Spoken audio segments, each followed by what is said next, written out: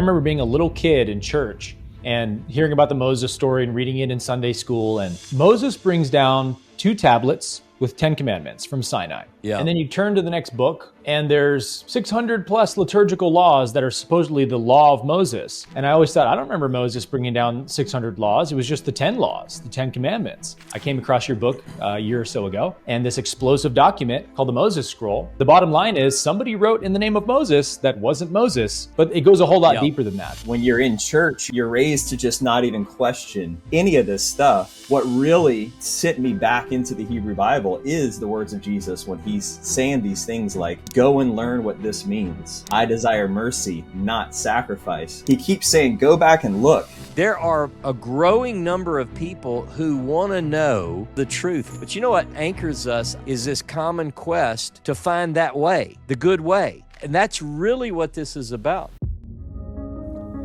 Welcome to the Jesus Way podcast, a series dedicated to restoring the true gospel of Jesus. We believe that Jesus showed us the perfect way to God, so we invite you to walk the Jesus way with us.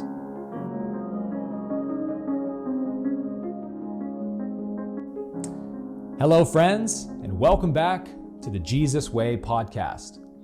We've got a really fun episode for you guys today, especially if you joined us for our Moses Scroll episode a couple of weeks ago, where Cam and James and I unpacked this explosive document that was found in the 1800s, which has taken new life in recent years thanks to scholars like Ross K. Nichols and Alan Dershowitz and James Tabor and others, which is essentially a copy of the book of Deuteronomy, but written in Proto-Hebrew, which is a much more ancient form of biblical Hebrew. And it was found in a Bedouin cave near Qumran, and it contains no mention of animal sacrifices or any of the priestly Levitical laws. It has chapters 12 through 27, I want to say, of our current Deuteronomy in our Bible today, completely missing. No sacrifices, no ritual laws, and a missing commandment that is also not in our Bible today. And so the implications of this text are monumental, to say the least, especially for the Jesus Way philosophy. So we're going to unpack that today and dive a whole lot deeper into the Moses Scroll, including its origins, the backstory behind it, and its implications, which is the most exciting part to discuss. And so today I am not joined by James Benefico, our co-host of the show, as he's out today with some other plans he had to attend to. But we are joined by our third member of the podcast, whose long-awaited return is now here from his leave of absence from having his first child.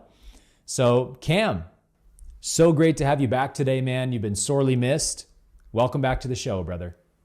Thank you. So happy to be here. And hopefully I've gotten enough rest last night with the newborn to properly cognitively fire on our podcast today, but I think I'm there. What are you averaging per night right now? You know, I would say L is, averaging way less than me, so I don't have much room to talk, but he's doing really good. He's sleeping mostly through the night. He wakes up 2 or 3 times, and then I just got to be on burp duty and diapers and all that. And I can do it a little bit half asleep, some of those duties, so I'm getting pretty good sleep. Well, as somebody who also just entered fatherhood about 7 months ago now, I'd be remiss if I didn't ask you the obligatory question of, how's fatherhood, man? How's the transition been for you, in a few words?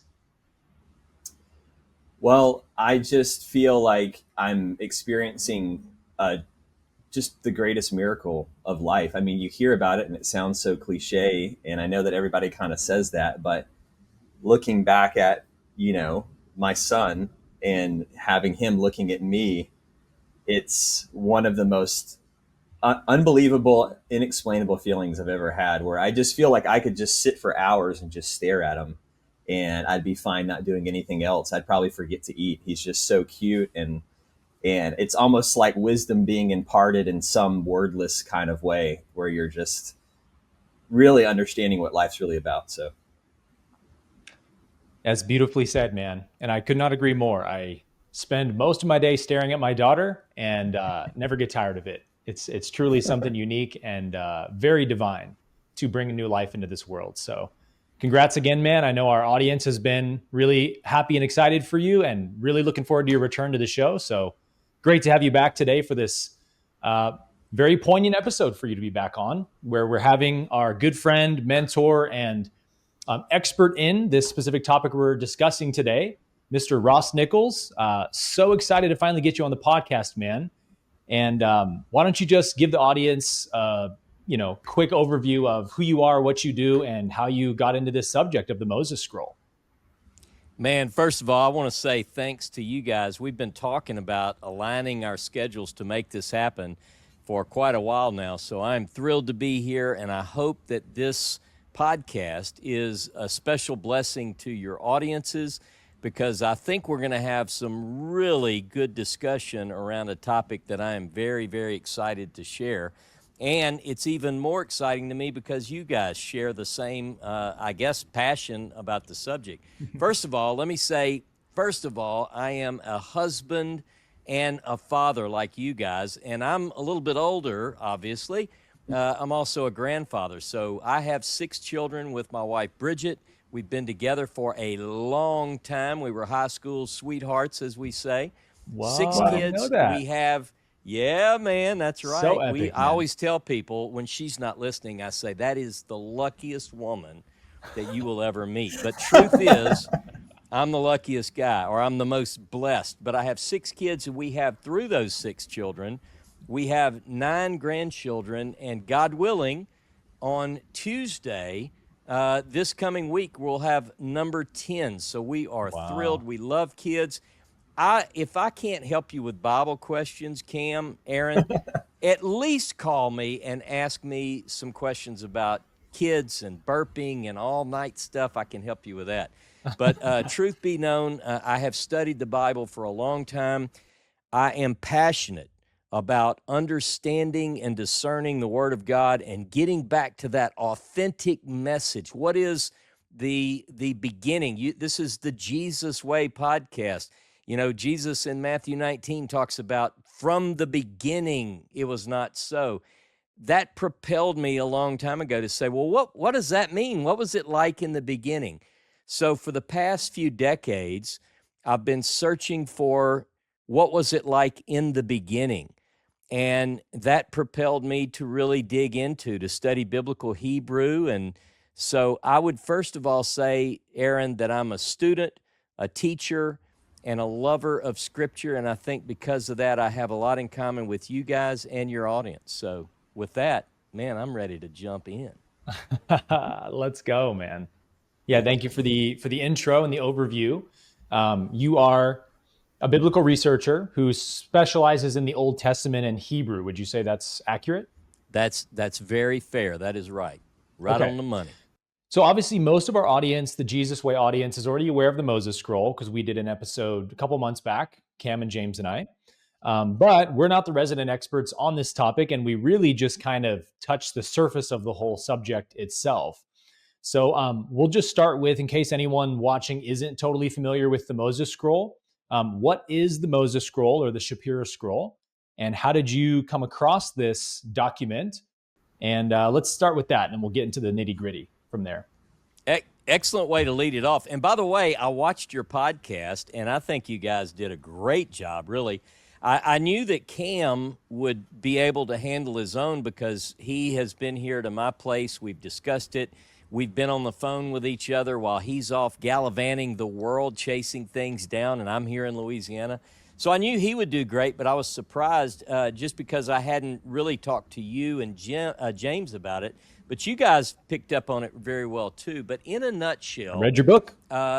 Yeah, it's a fun book. I tell you, what was so interesting is prior to the book, I'd never heard of Moses Shapiro, never heard of the Moses Scroll, none of that. But I was curious, again, tracing back that authentic, what's the original message of Moses? Because, and we'll tear into this as you want to, Aaron, but as most of your viewers probably know, when you read the text of the Bible, there are certain elements which feel to be at tension. I know you guys have talked about sacrifices versus no sacrifices. How do we make sense of all this? And I was in the throes of that over the past decade. In 2019, I gave a lecture at a conference in April of 2019 called The Torah Within Our Torah. And basically what I was looking for was, what did Moses actually write? And I can do this very briefly and then we can unpack it. But what shocked me, I was reading in Deuteronomy 31. I've read this chapter I don't know how many times in my life. In Deuteronomy 31, in verse 9 and then verses 24 through 26, it describes Moses finishing the Torah, the law, as most English translations have it, to the very end, and then he gave it to the Levites to keep. And I remember when I first read that, it kind of rocked me back like I'd never seen it before. Because how could Moses, it's telling me that Moses finished the Torah to the very end and told the Levites to put it in the, in the side of the ark. And then we still have 3 chapters left to the Torah. I was confused. And then I thought about it. I said, wait a minute, this is third person. And honestly, I'd never really noticed this before. Honestly, I never saw it. But it made me think, well, this is odd. Why would Moses, because traditionally we believe that Moses wrote the 5 books, Genesis, Exodus, Leviticus, Numbers, and Deuteronomy. But this is describing Moses doing a Torah, but it's clearly not the book that I have called the Torah all my life.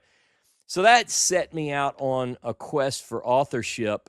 What did Moses write? That was one of my first questions, because to me, it made all the difference in the world. Perhaps, I thought, if some things weren't written by Moses, that leaves open the possibility that someone later wrote these things. And if that's the case, maybe that could give an answer to a long asked question about some of these items that are at tension one with the other. So that's kind of what got me into the subject. And then Very cool. I didn't hear about the Moses scroll or the Shapiro scroll until December of that year, which we can talk about as you want, but it had to do with an email from Dr. James Tabor. So, Oh, really? I think you guys know James very well. Yeah, it's such an interesting topic, because I remember being a little kid in church and hearing about the Moses story and reading it in Sunday school. And from a very young age, I don't know how young I was, maybe 10 or 12 or something, but reading these passages or hearing them read, I always thought Moses brings down 2 tablets with 10 commandments from Sinai. Yeah. And then you turn to the next book and there's 600 plus liturgical laws that are supposedly the law of Moses. And I always thought, I don't remember Moses bringing down 600 laws. It was just the 10 laws, the 10 commandments. And so that was what began to spark my curiosity around the 10 commandments and Mosaic law. And I believe the, typical narrative of Protestantism, which is, well, it was all the law, and it was, Moses wrote those later after Sinai, and it's all Mosaic law. But as I got older and started studying, more of the scholarship side of things, I found out that actually there was an entire sect of Judaism that broke off of Orthodoxy basically over this one issue of animal sacrifices and ritual laws, which they believed Moses did not command from the beginning, Jeremiah 7:21. And then you have the famous Jeremiah 8:8, which we quote a lot on this show, the lying pen of the scribes. How can you say we are wise? For the law of the Lord is with us, the Torah. For behold, the lying pen of the scribes has falsified it. And when Christians hear us say this, they say, oh, that doesn't mean the Torah. It means something else. And so we've been kind of discussing more about the documentary hypothesis and the 4 different sources and all that. And the peace source, the priestly source of all these Levitical commandments, basically proves Jeremiah 8:8 at the minimum, because you can say, hey, when does Leviticus date to? Long after Moses. So it couldn't have been written by Moses, as it is stated and purported to be. And so we sometimes call that a forged text or a pseudonymous text. But the bottom line is somebody wrote in the name of Moses that wasn't Moses. Therefore, Jeremiah 8:8 is proven sufficient just in that alone. But it goes a whole lot deeper than that, because the early Jewish Christians, Nazarenes, Ebionites also had the same view of the Essenes, may have kind of been the same sort of group as the Essenes, even as we've discussed as well, that also rejected sacrifices and said Moses never commanded these. So it's like, Ross, where do all these silly Jewish sects from ancient times get this crazy idea that Moses didn't command sacrifices? We know he did because it's in our Bible today.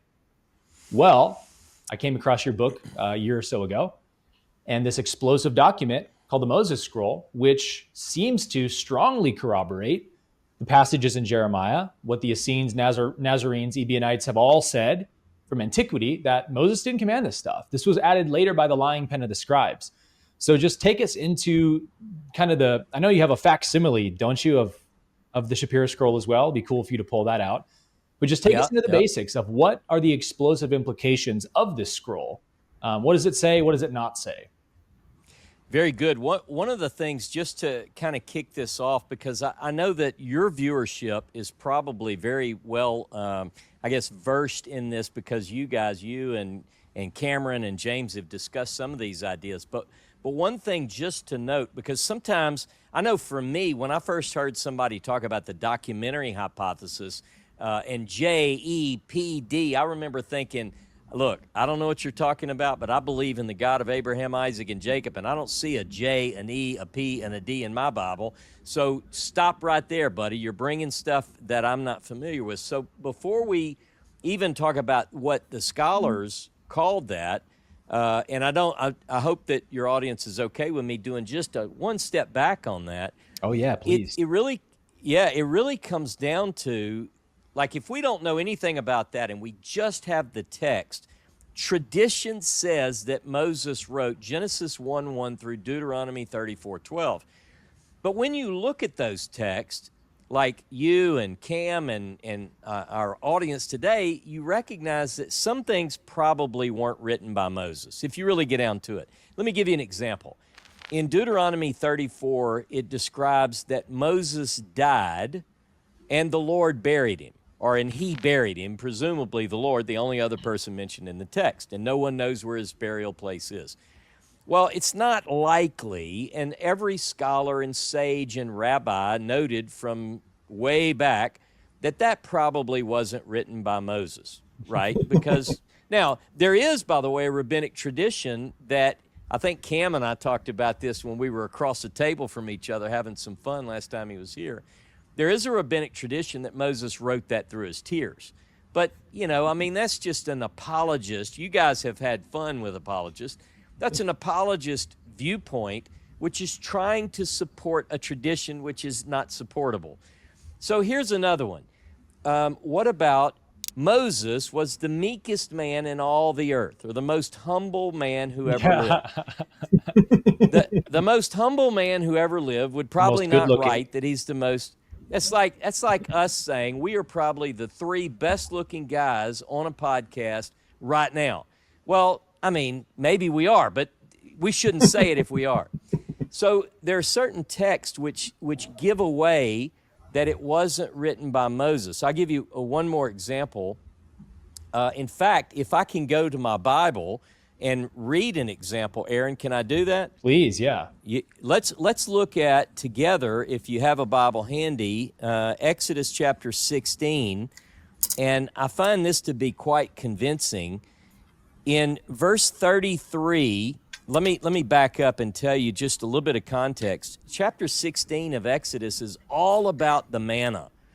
The manna that comes down and, the children of Israel eat it.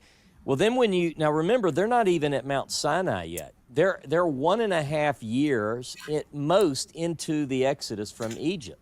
They still have 39, 38 years left in the wilderness. But listen to this. So, verse 31 of 16, the house of Israel called it manna. It was like coriander seed, white, and taste of it was like wafers made with honey. Moses said, "This is what the Lord has commanded. Let an omer of it be kept throughout your generations, in order that they may see the food with which I fed you in the wilderness when I brought you out of the land of Egypt." All right, pay attention. And Moses said to Aaron, "Take a jar and put an omer of manna in it and place it before the Lord to be kept throughout your generations. As the Lord commanded Moses, so Aaron placed it before the covenant for safekeeping. The Israelites ate manna 40 years until they came to a habitable land. They ate manna until they came to the border of the land of Canaan. An omer is 1/10 of an ephah. Now, this gives it away that this was written after the time of Moses. How do I know that? Because it says they ate it for 40 years, and they ate it until they went into the land. Now, here's the deal. Moses never went into the land. He died on the other side. So this is a later writer. I'm not even suggesting that this isn't true, but it's written after the time of Moses, you see. Yeah. Scholars would call that an anachronism, yeah? Anachronism. That is the key word here. And we see these throughout the biblical text. Yeah, there's a lot of them. And that's the giveaway. Moses describing his own death. Deuteronomy, the first part of the first chapter, describes how it was written on the other side of the Jordan, indicating that the writer is on the wrong side of the Jordan to be with Moses. Well, Ross, I'm even thinking of the two different creation accounts. Like, why wouldn't Moses write? If it's one guy writing both, they should be identical. But we have all these contradictions and differing details in the narrative. So, I mean, there's another piece of evidence, right? Right, and that's exactly right. And we see lots of examples of these, but to very short order on the question concerning the sources, and then as we need to, we can unpack it. Scholars began to notice that there are at times, just as you described, sometimes two accounts of the same story, but they're told clearly differently. And one of the main differences is, at times, the story is told with the name of God as Elohim, and sometimes a story with different details but describing the same event is told with the name Yod-Heh-Vav-Heh. Some would say Jehovah, some say Yahweh, Yahuwah, different versions of pronunciation. But which is it, right? And so scholars began to notice that we have doublets, sometimes even triplets of the same story, and they begin to identify these different sources. So for those texts which told a story but used Elohim, by the way, these are German scholars in the 19th century, primarily is when it began to come together, the Graf and Wellhausen theory, as it's known. So they began to notice that if it uses Elohim, they called it the E source. If it uses Yahweh, they called it the Jahwist. The Yahwist is the way it's pronounced. And then we'll get into the priestly and the Deuteronomic. But one more point on the name, just because I want your viewers to really understand that embracing this doesn't make you a heretic, it makes you an observant person. In Genesis chapter 4, verse 26, it says, "Then men began to call upon the name Jehovah," or Yahweh. What's interesting, though, is that when you get to Exodus chapter 6, Moses meets God, and God tells him, "By my name, Jehovah, I was not known." So how can both be right? But according to the sources, the name is revealed at different times. So when we get to Exodus chapter 6, that's P, and P does not use the name Jehovah until that point, and then it uses it frequently. And then if you read in Genesis, it's a whole nother writer. It's a whole nother source. To that writer, Jehovah was the name from the beginning. Wow, yeah, there's so much to unpack with the documentary hypothesis and the four source theory. But I mean, let's begin with how the Moses scroll fits into this, and maybe even which of those four sources you think, Ross, it may have come from. So we have the Elohist, the E source, the Yahwist J source, the priestly P source, and the Deuteronomic D source. Would I be right in assuming that you would put that in the D category, D source? That's an excellent first stab at it. And to be honest, that's the first thing that people talked about when this scroll came to light in the 19th century. So remember, according to the narrative, and you guys have read the book, some of your viewers have read it as well, Shapiro, the scroll, according to the legend, is discovered in 1865, Transjordan, east of the Jordan, high up in the cliffs of the Wadi Mujib, Bedouin fleeing from their enemies, go into a cave. There, they think they found gold. They rip it over. You know the story. In there are these strips of leather, which we'll show to the audience shortly. But But I don't have the real ones yet. Cam and I are about to find them, though, I think. That's right.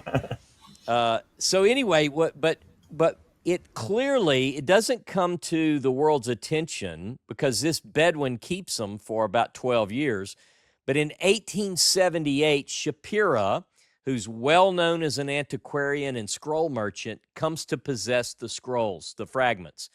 And he immediately notices that this looks like, Aaron, it looks like a version of Deuteronomy, but it's different.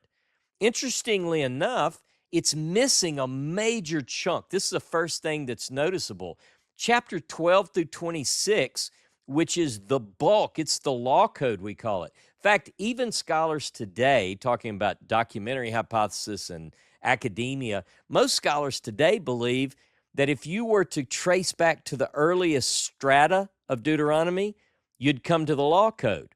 So if you're a forger in 1878 to 1883 and you're going to fake the world and you're going to make a fake scroll of Deuteronomy, it's going to have 12 to 26. Not leave it out. I mean, that's crazy. No one in their right mind, even today, if they're going to make a fake, they're not going to leave 12 to 26 out. But you know, the thing about this whole thing about the which of the documentary hypothesis, which of the sources does the text match more closely to? Deuteronomy, it might be the first guess, but then it has some other things which might make you think something else. So let's do that. Let's think about E for a minute. The E source doesn't use the name Jehovah until later in the text, after chapter 3 of Exodus, because you have to introduce the name before you can say it, right? And so what's interesting about this text, and the scholars picked up on it immediately, is this fact, and that is that the name Yod-Heh Vav-Heh does not appear in the main body of the text, except in the opening and closing line, which is clearly later by a scribe. It's sort of an intro and an outro, but the body of the text doesn't contain the divine name at all. So that might make you think that it's an Elohist text, but I'm going to take it one step further. Remember, in the 19th century, these are scholars dealing with the Pentateuch as we've received it, Genesis 1 through Deuteronomy 34:12. And that's what they have to go on, and that's where they're seeking their answers from. But I'm going to ask a question, and I know Cam and I have talked about this a little bit. Could it be that this text, the Moses Scroll, or a text very much like it, goes before this theory? In other words, it's not really an E text or a D text. It is a source text from which these other documents are built. You know what does that make sense? Yeah. Mm-hmm. You know, and so what we find is that, for instance, sacrifices, which I know a lot of your good work has been on working through this issue of sacrifices and how is this part of God's divine order if we have other texts which say exactly the opposite.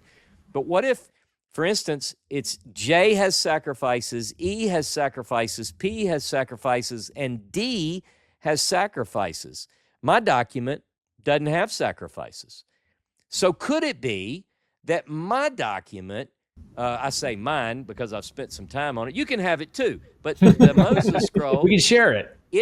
We can share it. It's the world's document. I really think it is. Oh, yes. It seems to be a document which predates and upon which are added all of these external elements.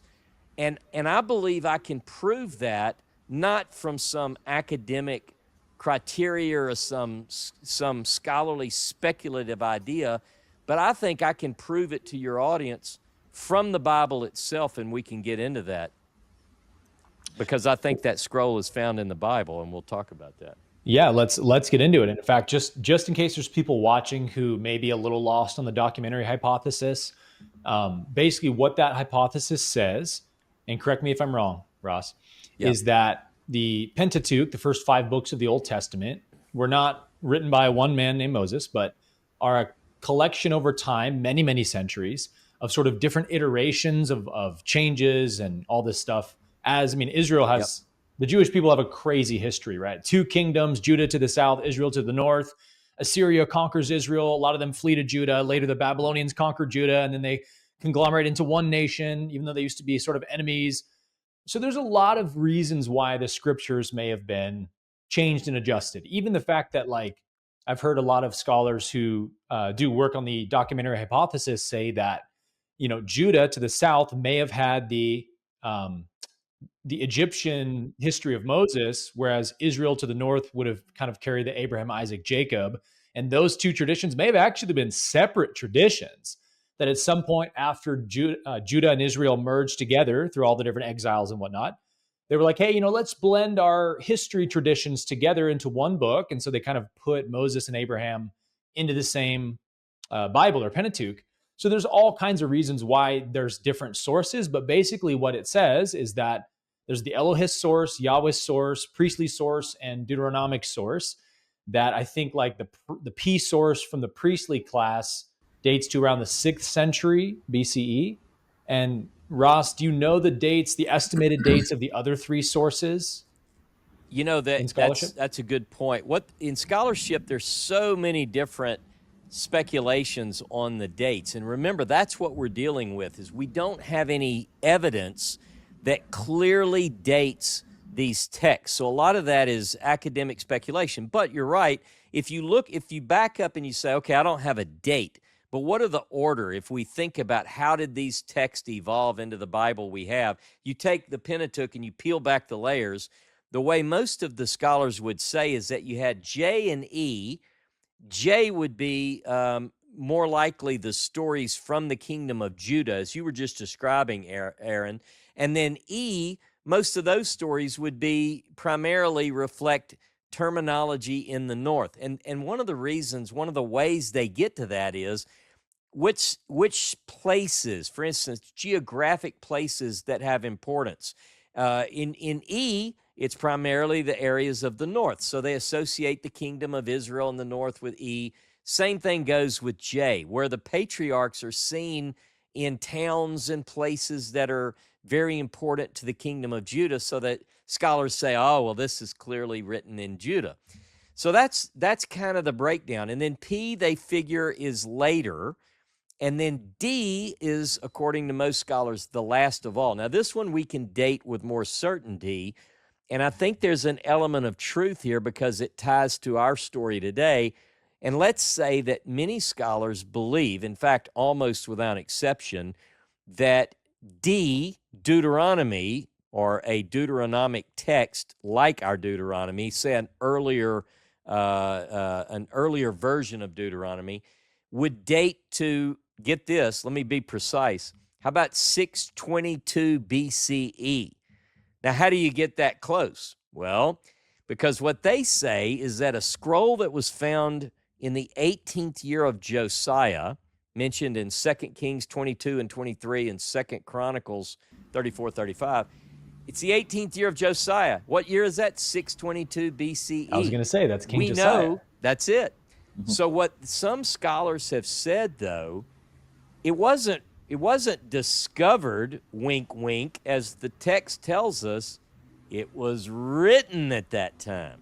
Mm-hmm. And part of that has to do with this interesting thing that happens in Deuteronomy that doesn't happen anywhere else. Genesis, Exodus, Leviticus, Numbers, they have sacrifices all over the place. Mm-hmm. You guys that don't believe in sacrifices, what, have you not read Genesis, Exodus, Leviticus? And then Deuteronomy, though, comes along, and all of a sudden God has a problem with all these other sacrifices everywhere else and only wants them at the place where I'll put my name. So like Deuteronomy 12, Deuteronomy 17, these texts which seem to promote a central location for sacrifices, all of a sudden, it's only Deuteronomy that you see this. So what they say, scholars say, I get it, they call it, in the 19th century, they referred to it as a pious fraud, that Josiah wants to reform the religion of his day, and he wants all the sacrifices to come to Jerusalem. So they rewrite it. They put out a Josiah revised version, the JRV. They published it in all the Barnes and Noble bookstores at the time. And that's what they had. And so they put it out. But here's the way they did it. How do you pull the wool over a whole nation? You go, hey, guys, you're not going to believe this. Hilkiah, the priest, just found a scroll in the temple, and it says that all the sacrifices have to come here. And they go, really? So that's how you get this is what the scholarly view is on Deuteronomy. Oh, okay. Well, I want to loop you in, Cam, here, because this topic around King Josiah's reign in particular, you put me onto, Cam, with Second Maccabees and all that, and connection with Hilkiah. From what I've studied, I think most scholars believe that the Jewish people became a truly monotheistic religion during the reign of Josiah. And I find that interesting. I mean, most people are like, wait a minute, they were always monotheistic. But actually, the truth is almost definitely not, because they lived in a day and age in the ancient world where everybody was polytheistic and believed in this pantheon of gods. And it was about like, which God can you get to come down and shepherd over you and give you favor in battle and fertility and agriculture.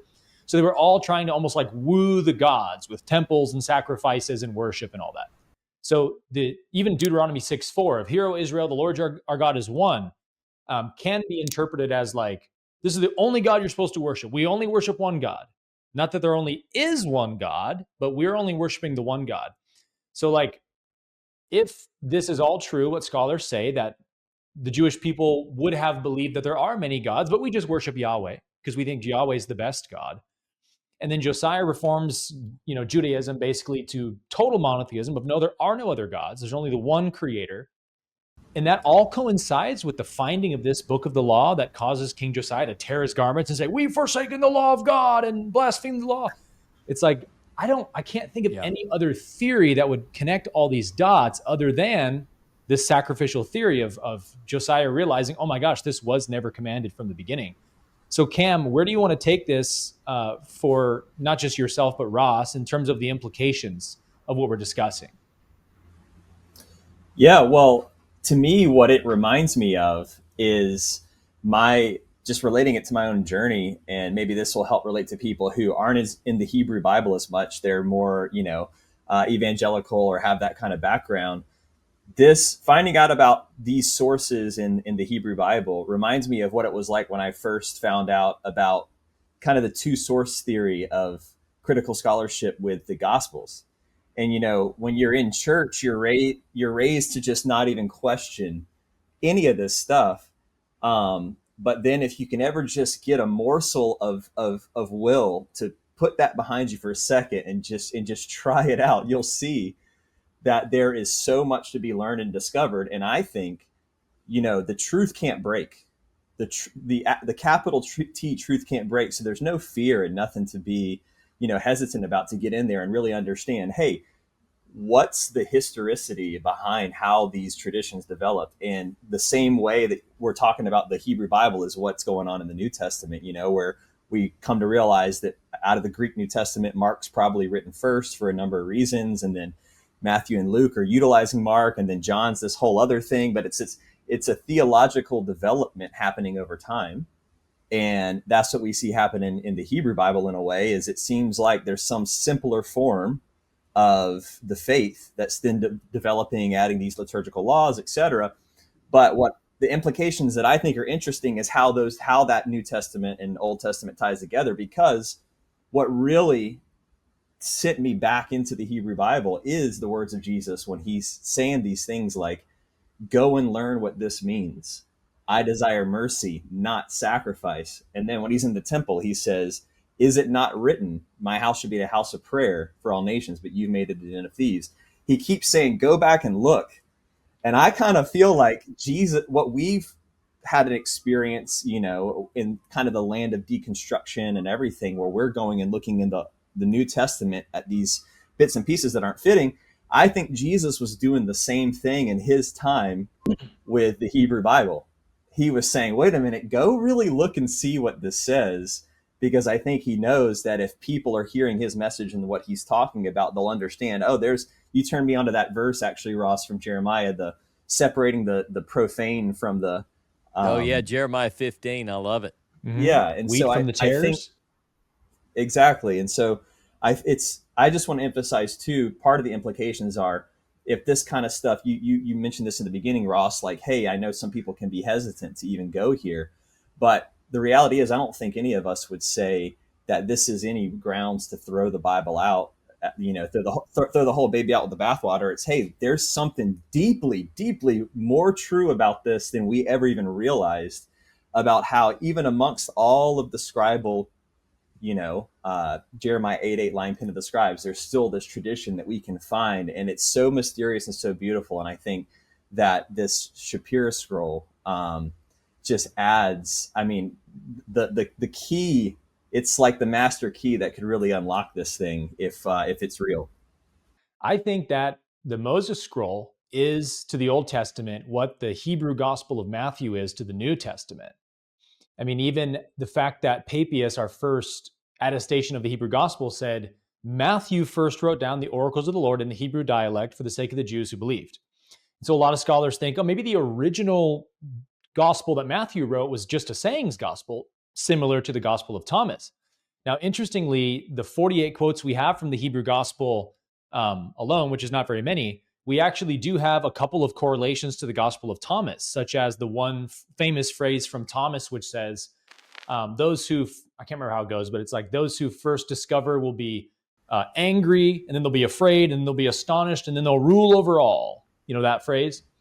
Well, that's basically a version of that is in the Hebrew Gospel of Matthew, very, very closely worded to the Gospel of Thomas. So you're like, maybe Thomas was where some Christians, the Markan Christians, took that original sayings gospel to Egypt, and then what we have in Palestine is the Hebrew gospel later, because as the Gentile Greek gospels were written, I think the Jewish Christians were like, hey, they're putting all these narratives to our master's life and ministry.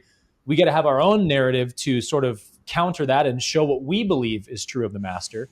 So then maybe later, and this is some of Hugh Schonfield's work, but maybe later the narrative aspects of the Hebrew gospel were added in. So it's like you have maybe this proto-Hebrew gospel of Matthew that might have just been a sayings gospel, teachings of Jesus, like Thomas is. And I find that to be stunningly similar to the Moses scroll, which is kind of this like proto-Deuteronomic text, long before the scribes got their hands on it and added the stuff in. So would you say that's kind of a fair comparison?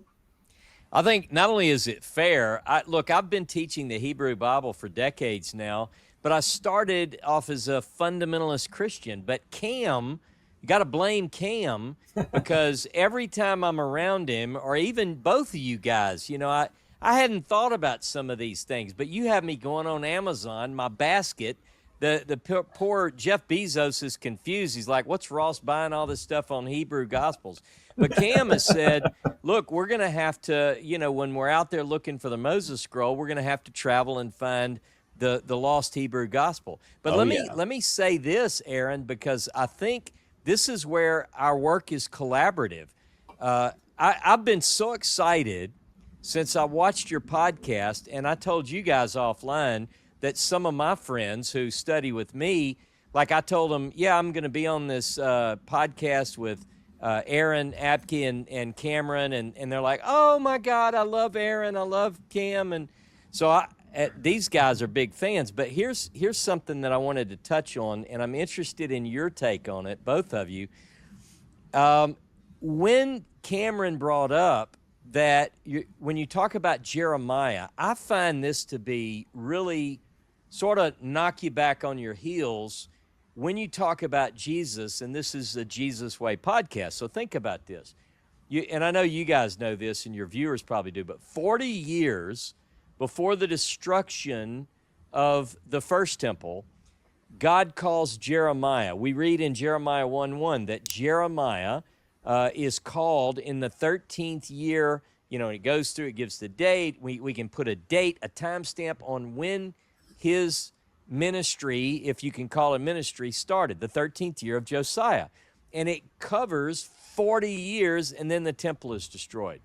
Now, if you look at Jesus of Nazareth, according to most chronologies, most academics would say that the ministry of Jesus begins 40 years before the destruction of the temple.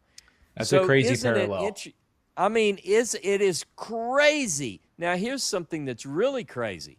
If you open up Jeremiah and you start reading Jeremiah closely, like we did a 25-part series on Jeremiah and barely scratched the surface. But here's the deal.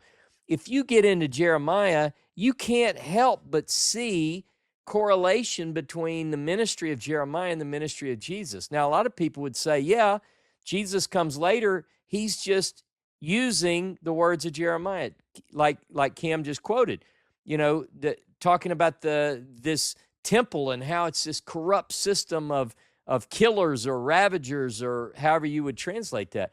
But again, it's uncanny, the similarities between the two. And what I find striking about Jeremiah, he's a prophet when the scroll is found. And this is what's so powerful for me, because Jeremiah gives us some indication. Like, why would the king rip his garments? Was he reading Leviticus? No, I wouldn't rip my garments reading Leviticus. Some might refer to the curses, if you will, but no, not really. He's not reading Numbers. He's not reading anything like what we have, but something causes him to be remorseful and leads to this, he contacts Huldah and so forth. I think I know what it is. I think it's this scroll that he reads, and it's got some things in it that surprised him, that contradicted the religion of the day. I think that's what's going on. Mm-hmm. I would agree. And which gospel is it, Ross? Do you know which says that when they say, hey, Jesus says, who do men say that I am? And in one of them, maybe more than one, they say, some say you're Moses, others say you're Elijah, others say Jeremiah or one of the prophets. I mean, if people in Jesus's day were even equating him to Jeremiah, who's this guy? Interesting. He might be like Jeremiah reincarnated. I think that says a lot about, because we know what Jeremiah's MO was. I think just that verse alone really corroborates our thesis here, the Jesus way, which is that perhaps the main aspect of Jesus's ministry was, I'm going to liberate the Jewish people from this reprehensible system that they've been in bondage to for centuries, kind of like Jeremiah was trying to do. And I might add, history has obliged. In other words, people can argue, like I know that you guys are very controversial to fundamentalist apologists. That's clear. I watched a debate that showed that. But here's the deal. When people they act like you've not read these texts and totally consumed the Jesus of popular Christianity. At some point in your life, I did as well. But through a good, deep study and prayer and seeking to find the God of truth and the truth of God, your faith has evolved. And so whenever we look at these things, it's pulling us back to something more authentic, something more original. And whenever we look at Jeremiah, we see, look, here's the deal. When you know that they tried to kill Jeremiah, why did they try to kill Jeremiah? They said things like, and I'm paraphrasing, read chapter 7 of Jeremiah, read chapter 26, and the opponents of the day, the religious leaders said, we heard this fella say that he wanted to destroy the temple. Well, that sounds familiar. No way. Sounds like what happened. Yeah. And the only reason they didn't kill Jeremiah, according to Jeremiah 26, the only reason they didn't kill him is because somebody in the room said, hey, wait a minute. Remember Micah? Micah said that God was going to make this Temple Mount like a plowed field. In other words, Micah, in the days of Isaiah, 100 years prior, had threatened to destroy the temple then. So think about a common theme here. Micah. You can read it. It's in chapter 3 of Micah. It basically just says, I'm going to turn this Temple Mount into a plowed field. It's like saying not one stone is going to be left standing. So you fast forward to the time of Jeremiah, and Jeremiah says, you trust the temple? Jeremiah 7:1. You say the temple of the Lord, the temple of the Lord, the temple of the Lord are these. I'm telling you, this is going to be like Shiloh. This place is going down. Jesus of Nazareth. Again, what is the consistent theme of the prophets And that is that if you don't get rid of this corrupt system, it's going down.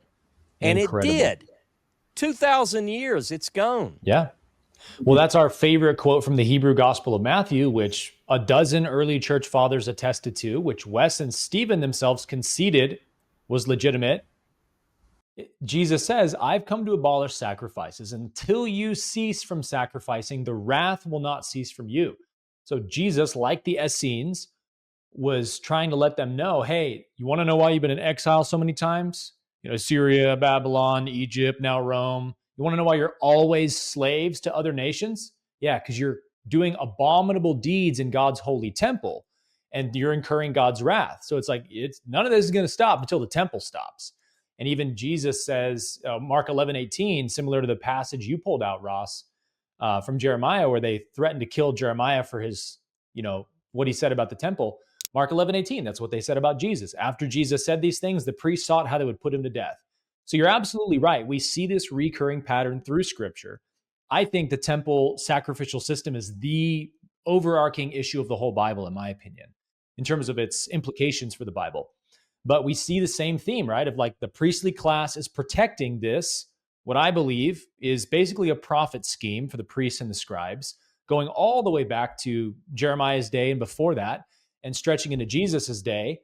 You've turned my father's house into a den of thieves. And if you knew what this meant, you wouldn't condemn the innocent. Jesus opens the cages of the animals, lets the animals out. It's like this sort of apologetic idea that he was only upset about the money changing. He could care less about those dumb animals. He just wanted people to stop changing money in the temple. It does not stack up to the evidence we have. And so I love what you're pulling out here with Micah, Jeremiah, correlating that to Jesus, because there's so many incredible connections we could dice into there. But one thing we didn't get into, Ross, in our previous podcast on the Moses Scroll is sort of steel manning its legitimacy. And, we watched your live stream a couple weeks ago about the Moses Scroll, where you really went into the details of the document and what some of the critics have said about why it's a forgery and kind of debunking all that. Would you mind if we got into that a little bit of like how you prove that this is definitely a legitimate document and not an 18th century forgery? Sure. And in fact, I would just add one caveat for the person who doesn't want to line up with me right away. I mean, I would encourage you. I'd welcome you to do that. But if someone wants to have a little bit of reservation on that end, I would say that the first criteria is to say, could it be authentic? Could it be ancient? And they don't have to go all the way on day one. I think that is what I set to do in that class, Aaron, was to establish let's say the preponderance of evidence suggests that this A is ancient, B, that it's authentic, and then if that's the case, what are the implications? Which bring in your work, your life work, you and Cam and James and others. I mean, so I'm ready, man. I'm ready for anything you want to do. Let's do it. Yeah, let's get into that, because I think that's an important topic for the Moses Scroll, is proving its legitimacy, because, apologists and Christian critics of it will try to say, oh, well, there's all these reasons why it's a forgery. When it was discovered in the 1800s, there was a number of opponents of Shapiro. I'm pretty sure all of them being religious. But this is one of the things we say about like animal sacrifices, for example. Me and Cam have these conversations like on Instagram and YouTube every day. And even with Wes and Stephen, when we bring out all of these hardline, angry anti-sacrifice verses from the Old Testament. I desire mercy, never sacrifice, right? Take away from me the smell of these abominations. I never asked for this. I never commanded you sacrifices. Apologists will just say, oh, no. It doesn't mean what it says. It means... Got to get your heart right. Yeah. Kill animals with a pure heart, as if that's not an oxymoron. And we say, okay, show me one verse where God says anywhere in the Old Testament, I do want sacrifices with a pure heart, or some kind of combo, mixture, obedience, anything at all. And of course, they can't provide such a verse because there isn't one. And so we often say, okay, look, for every verse you can gin up that even comes close to saying God wants sacrifices as long as you're obedient and doing it the right way, we'll show you 5 that says, no, he never wanted this. I feel like it's kind of like that with the Moses Scroll. in that there was a couple of these criticisms back in Shapiro's day of, oh, it's got these inner punks, oh, it's on leather, oh, it's got this oily substance on it. We've never found a document like this. It's definitely a forgery. But when you pull out the facsimile and you go through all of the internal evidence in the manuscript itself, you've got so many pretty bulletproof pieces of evidence that this is definitely a legitimate document. So I kind of feel similar with the Moses Scroll. It's like, hey, critics, give us your best debunk points and we'll give you 3 in favor of it. Because there's so much more evidence that proves this legitimate. So you can start wherever you want to start if you want to pull it out and show anything or whatever. We'll give you the floor for that, because I find it to be extremely interesting. All right. Look, let me grab my prop because I have it somewhere. You would think I would have that for the show today. I would have it out. Right in your back pocket. So I do have a prop that is pretty cool. I got this on eBay, so no one get excited. This is not the real deal, but I'm just going to show you. Look at this. Look at this. It opens up. Now, I've taken mine and I've folded it. Notice a couple of things. Notice that it has an arch along the top, and it's got a little bit of a jagged edge at the top. If I can put that maybe against my black shirt, it'll show up. And the bottom is more smooth. All of these things, notice how I'm folding it. I know you guys talked a little bit about this on your podcast, but we'll refer to this as we get into the subject.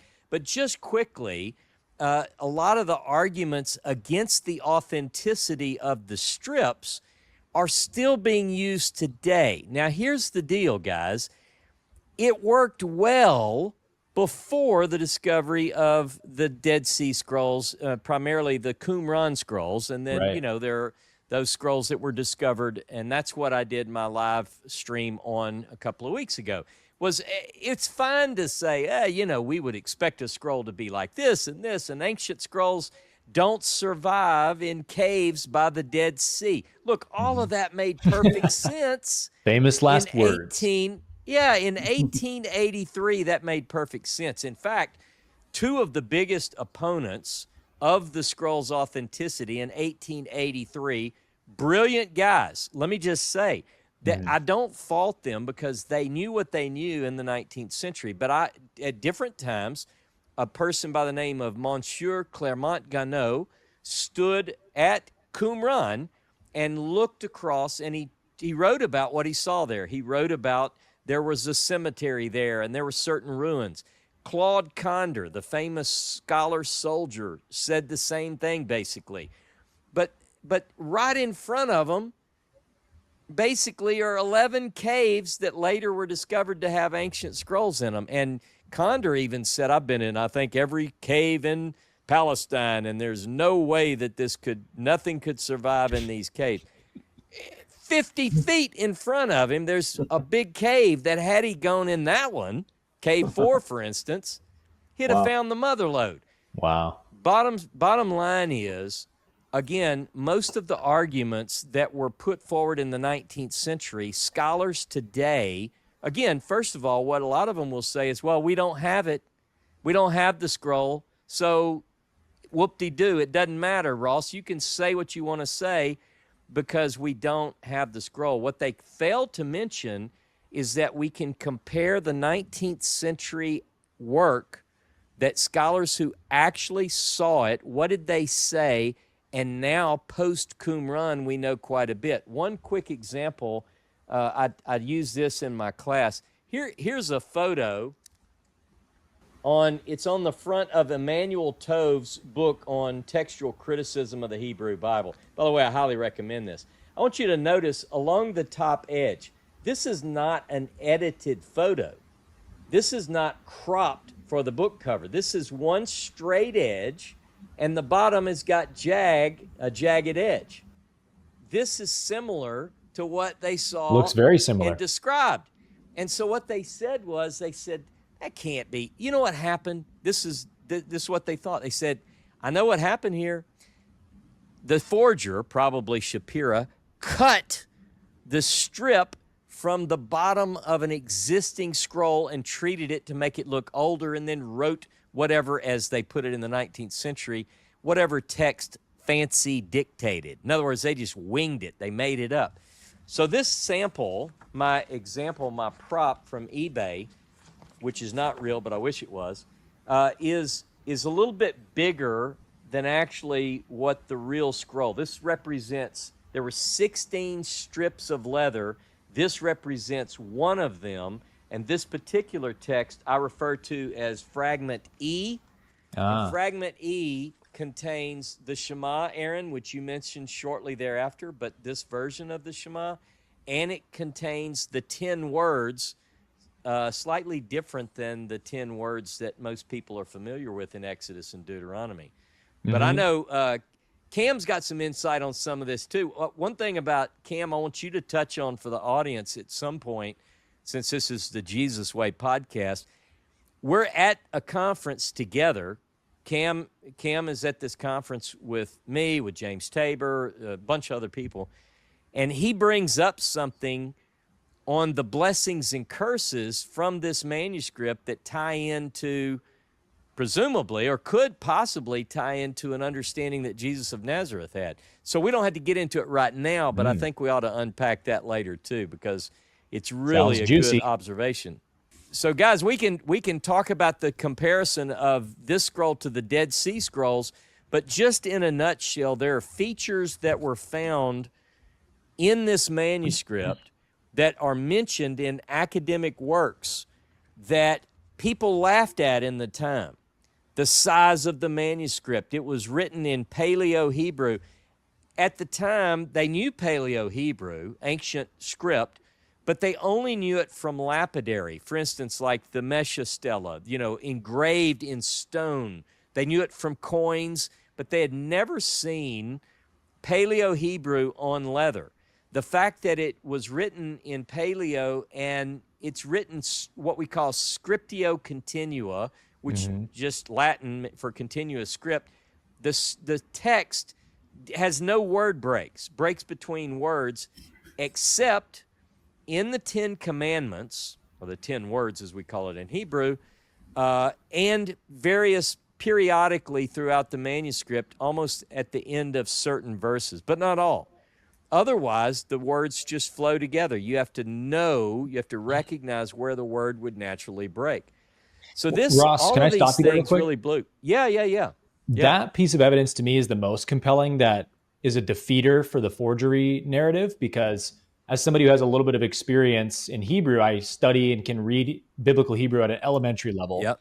And Paleo-Hebrew, guys, is completely different than modern biblical Hebrew. It's like I can't read it at all. Like the symbols are totally different.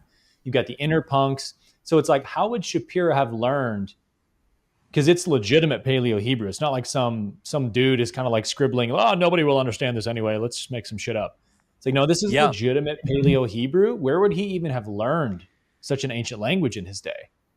Well, it's a good question, and I will say that the arguments for that, when they point and say he forged it, here's what they say he did, and he could have become familiar with it. In fact, we know he was. Let me tell you why. Because he worked in this ancient script, again, from engraved in lapidary. For instance, the Mesha Stela was discovered on August 19th of 1868 by a German, and this was discovered in the Transjordan, by the way, not very far from where the scroll was discovered, at a place right there by Aurora, right there on, as you're going down the Wadi Mujib. So it's right there where this particular monument was discovered. Shapiro worked on that monument. And then in 1880, which is on the back side of the discovery, the scroll comes to Shapiro in 1878. In 1880, a young guy by the name of Jacob Eliyahu was walking through the Siloam tunnel and came upon what is known as the Siloam inscription. And I've proven in my research, I gave a talk on this at the Albright Institute in Jerusalem, that Shapiro is the first one to crack the code on what that inscription meant. Everybody knows what it means now, but he's the first to read it. So just to your point, Aaron, great question, but this actually is used against him, because what they say is they go, even though all the things you said about paleo are true and dead on, it's very difficult. It's, how many people actually knew it at the time. Mm-hmm. But he happens to be one of the guys who was familiar with the text. So they just say, I see. come on. You see? But reading the text as someone like you who knows that, you're learning to read, you're studying Hebrew, one of the things that you and I deal with in modern Hebrew is that certain letters, 5 letters in Hebrew, have a final form in the letter forms that we use, right? So you know that that's the final kaf, for instance. But Right. Paleo has no final form. Yeah, that's so true. You're reading along and you just don't know where a word ends. Here's another thing that complicates this text as opposed to modern Hebrew. We didn't know, they didn't know this in 1883 or 1878. When you get to the end of a line, you go from right to left, you get to the end of the line and you're a scribe, you don't worry about, I got to finish this word, I'm going to write the last letter smaller. You just pick it up on the next line. Wow. So if No I'm hyphen writing or a anything. letter, no, you drop down and start at the next line. It's just, that's the way you do it. See, those are ancient So- markers to me. That's right. That's right. And so that's what they did. They initially, the 19th century experts, they only knew what they knew. They said, wait a minute, you're telling me that a Bedouin went in a cave, okay, by the Dead Sea, happens to get a bundle, thought it was good. Yeah, right. And then, by the way, you're telling me that this is written on leather. You think it's thousands of years old, as if leather could survive in a cave for thousands of years. And it's wrapped in linen, like linen would survive for thousands of years. Oh, by the way, and it's got some kind of black, sticky, asphalt-smelling substance. What are what is that about? And why is it folded and not... On and on and on and on. All of these features made them suspect that it was just a lie. It was a forgery. It was a fake. Fast forward. The winter of 1946 and 47, Bedouin go in a cave, think they found treasure, find bundles, open the bundles, find leather with ancient writing, wrapped in linen, got a sticky black asphalt smelling substance. Now, what are the chances? So I would say to your audience, Aaron and Cam, if he faked it, if Shapiro faked it, and people insist that they want to believe that, he predicted the future, what was going to be discovered 65 years after his death. Come on, man. That is the biggest defeater for the forgery argument. And even Ross, I would push back on what you explained as kind of the apologetic reply to how did he learn Paleo-Hebrew? Well, he discerned this other Paleo-Hebrew script that no one else could, so he clearly could read it. That's all true. But as a linguist yourself, Ross, and somebody who's studying Hebrew, there's a massive difference between saying I can read Hebrew and I can write Hebrew or any language. Just because you could read a language absolutely does not mean you could write a complex literary work like a Deuteronomic text with rhetorical techniques and all these things. The syntax of the language and the grammar is very difficult to learn at a level where you can write a legitimate document like that. Maybe Shapiro had studied Paleo-Hebrew for thousands of hours to the point where he could write a document like the Moses Scroll. But I think it's a non sequitur to say, well, because he could read it, he could write it. It's like, oh, absolutely not. Most scholars who can read Greek, no problem, could never write a literary work in Greek because they're just not familiar enough with the structuring of the grammar of that language. So I don't think that that's by any means an argument against Shapiro knowing Paleo-Hebrew means he forged it. It's like, well, I mean, how many thousands of hours would he have had to study this ancient language to be able to write like that to the level where scholars are actually translating it and have translated it? That's a very different thing than just saying I can read Paleo-Hebrew. I hear you. Well, jumping in on that too, just to push back a little bit as well, I feel what it reminds me of is, I don't know Greek. I couldn't write Greek if I wanted to, but going into the Gospels, I've had to teach my things about Greek just enough to be able to decipher and dissect certain things. But because I don't know it to the level of scholars and haven't been taught to view it the way scholarship views it, sometimes I find myself connecting dots that I'll even turn over to someone like Dr. James Tabor, and he'll say, "Wait a minute, that's interesting. Yeah, I had never caught that before." So I think him cracking the code on the inscription might even point to the idea that he knows just enough as a hobbyist and someone who's just passionate and loves this, but then he doesn't have the rigid boxes of maybe having learned it at a scholarly level to be able to produce documents and everything. And that's how he's able to see things that maybe other people don't see, because you know what I mean? So Yeah. Definitely. No, and just for both of you guys, I mean, I don't consider myself a linguist or an expert, but I am passionate about studying these ancient languages and so forth. And I'll tell you, one of the things that I find so funny is that when you look at the academics who looked at this scroll in the 19th century, what they compared the scroll to was what they knew from, like, for instance, a scholar by the name of Driver had done a work on tenses, like Hebrew. And one of the things that's interesting is that one of the criticisms is that there are some spelling mistakes in this document that the scholars of the day said, you know what, if I wish that our forger had spent more time studying grammar and he wouldn't have made these mistakes. So there were criticisms. Now, what's interesting about that is that when we found the Dead Sea Scrolls, not me, but when the Dead Sea Scrolls were discovered and scholars began to unpack that and look at things like orthography and, how were these words spelled and so forth, what they found is that there are spelling mistakes there too.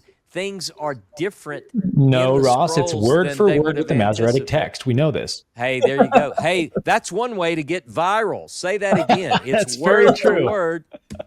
That's word right. for word. That'd get us on Joe Rogan right there. That's right. How do you make the continuous text word for word? Aren't you guys also? I know you and Jono are working with it sometimes. The thing about scriptural continuum is that it's where you take the break in the letter could actually change. Sometimes it can make two different word combinations that can mean two different things, right? That's something that you kind of have to deal with reading text.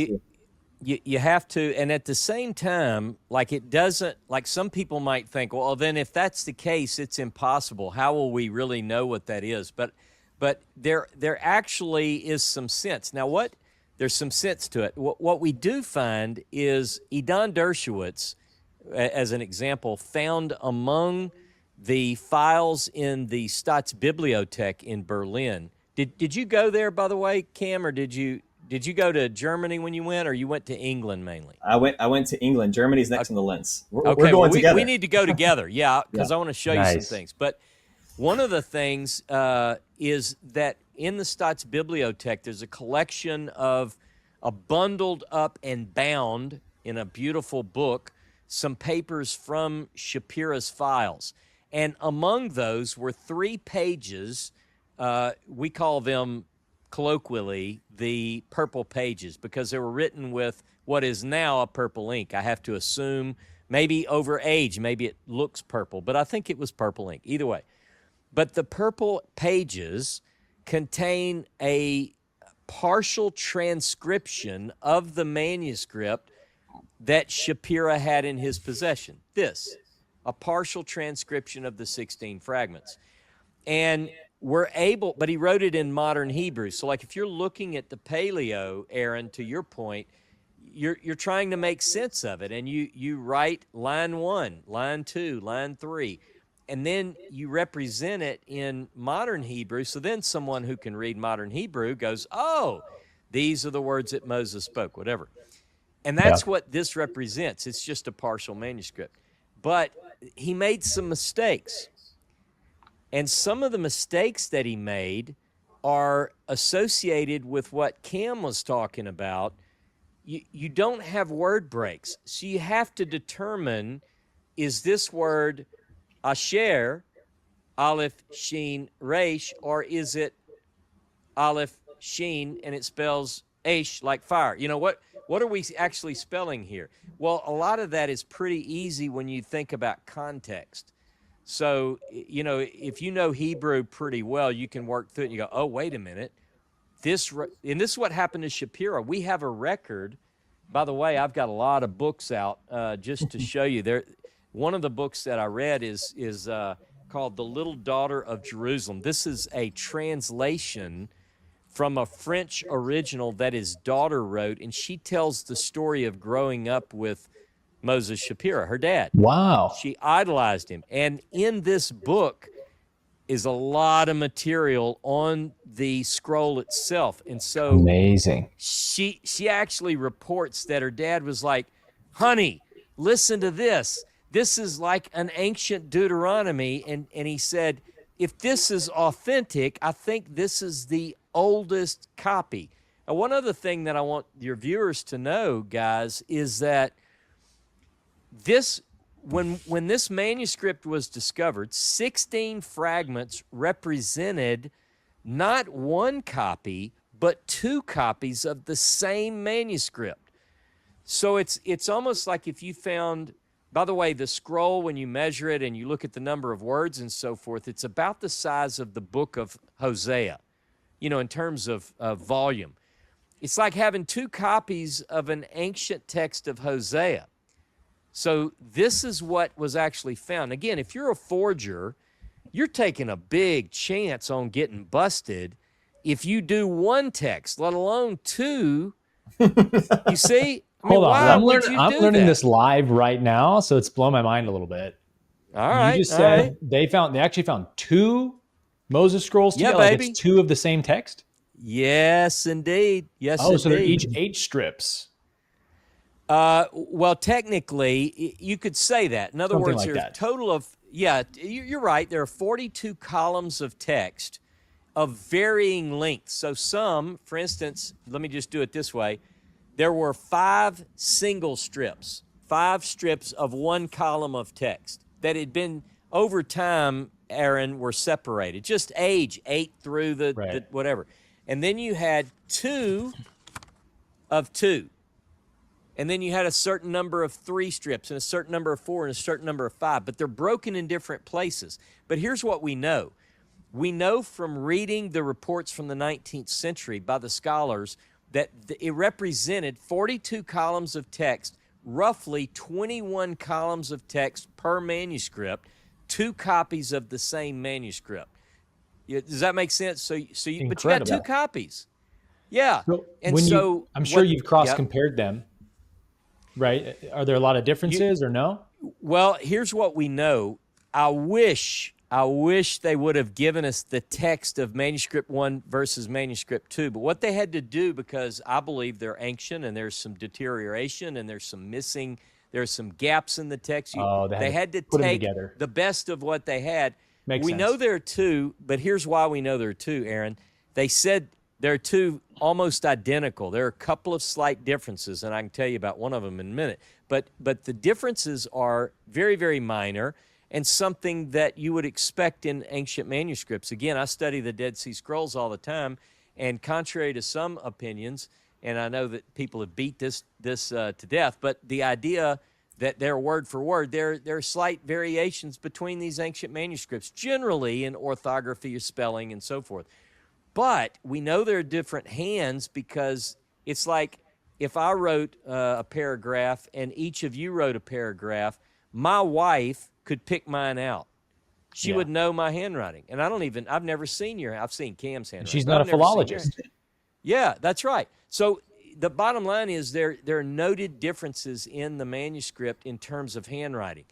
But I find that amazing that we have 2 copies of the same manuscript. Again, if you're going to fake it, you better stop at one, Hoss, or you're probably going to get caught. I never heard of someone forging 2 of the same text in all of human history. That's right. There's some funny stuff going on. That's right. That's another huge proof to its credit. I think so too. Friend Dr. Tabor, who we've mentioned many times, he calls it, I've heard him call it a Dead Sea Scroll found in a cave in Moab, which is very close to the Qumran caves. We showed the map on the last episode. We'll put it on the screen as well so you guys can see Yep.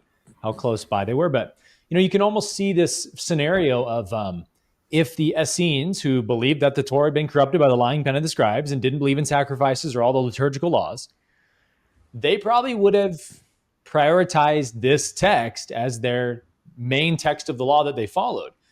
And so if there's different Essenian groups around Qumran and stuff, you can see how somebody or some small group who maybe was living a little bit to the southeast near those caves in Moab may have kept one of their law documents, this Deuteronomic text we have, and ended up stashing it in a cave there where they were living rather than in Qumran with the other texts.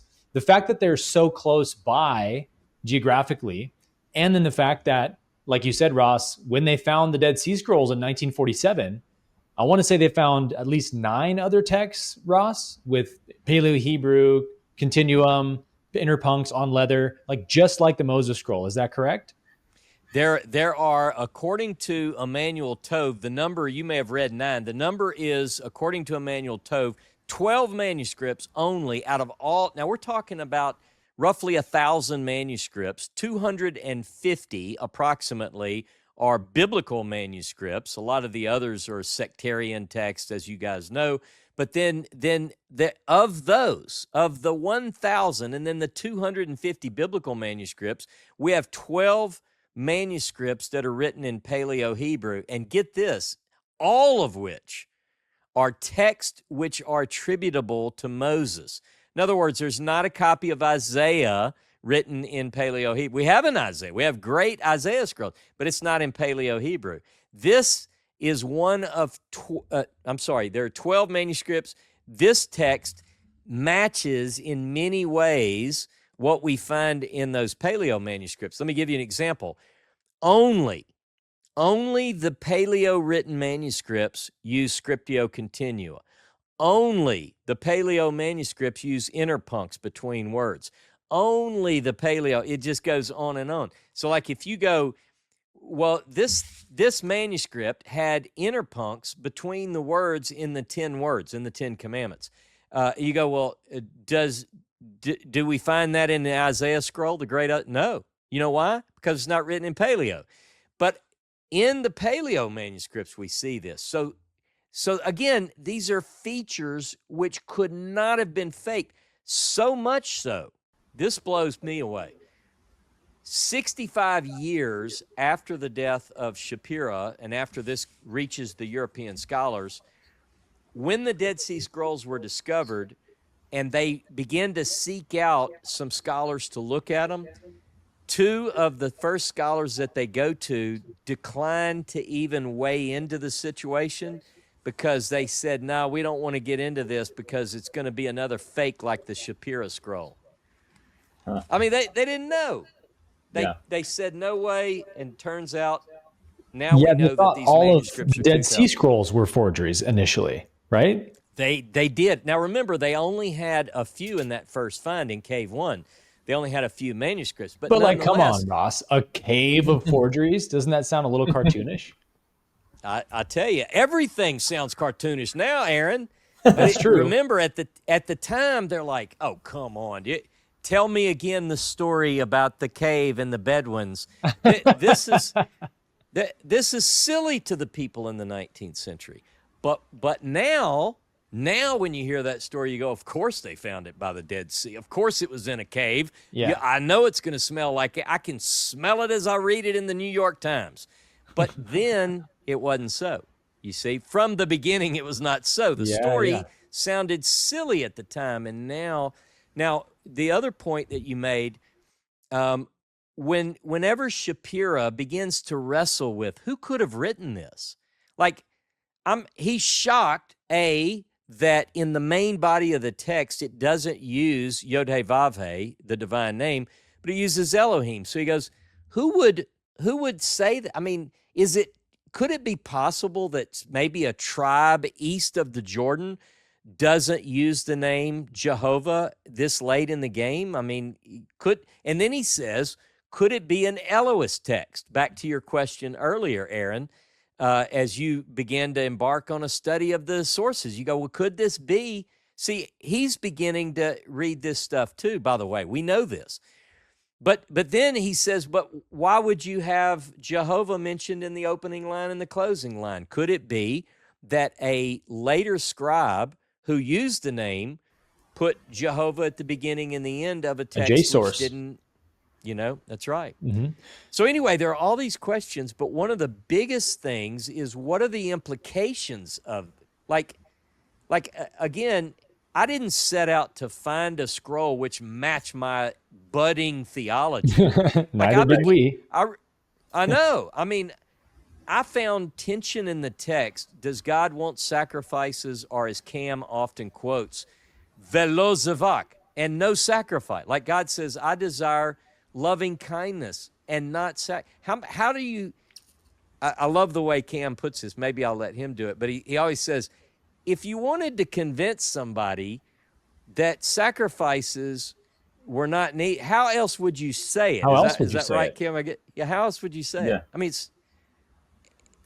this blows me away. So anyway, I didn't set out to find a text which agreed with my theology. I began to find these tense places in the text where I found conflicting ideas.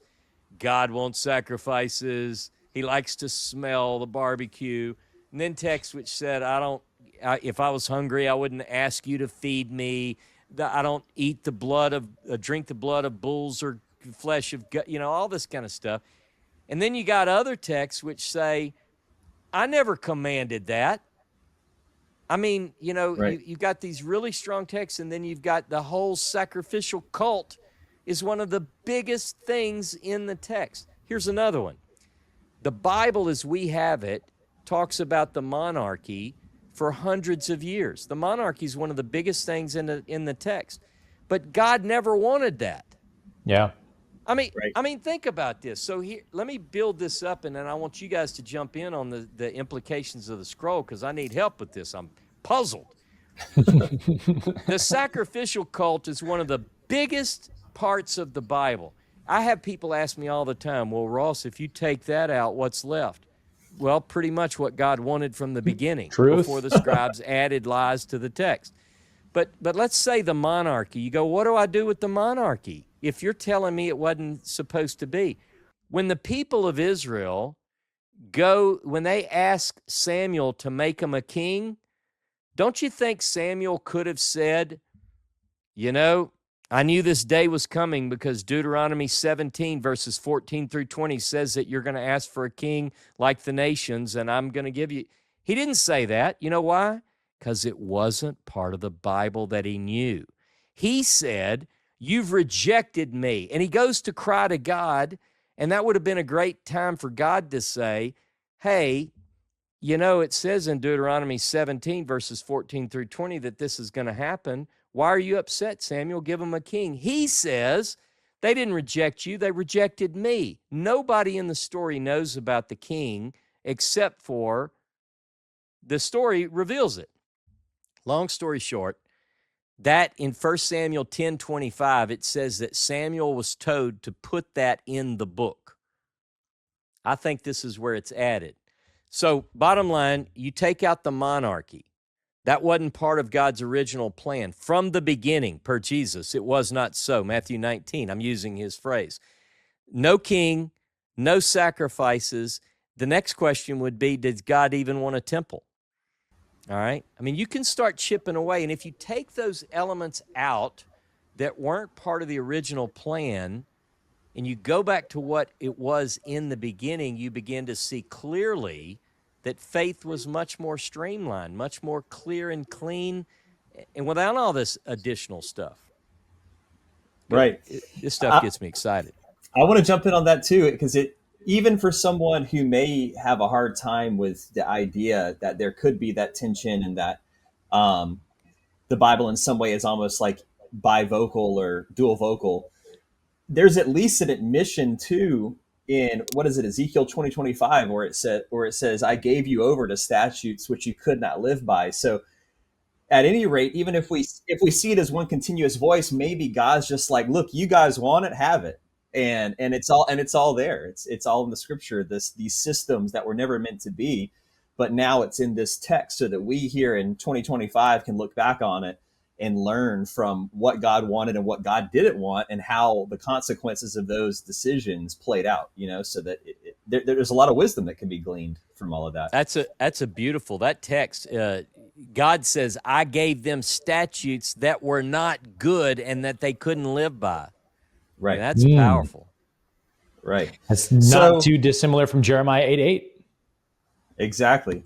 One thing too is not only is the tension between the prophets speaking of or speaking against animal sacrifice, but then all the Levitical laws and everything promoting it, that tension, there's even tension in the sacrificial system itself. Like it can't figure itself out with Exodus 20 and Deuteronomy 12 contradicting each other, which plays into that idea of Josiah's reforms. Like Exodus 20 is saying, oh, you can sacrifice on altars wherever as long as you use God's name. But then, right? Am I getting that right? Deuteronomy 12, Josiah, it's all in Jerusalem now.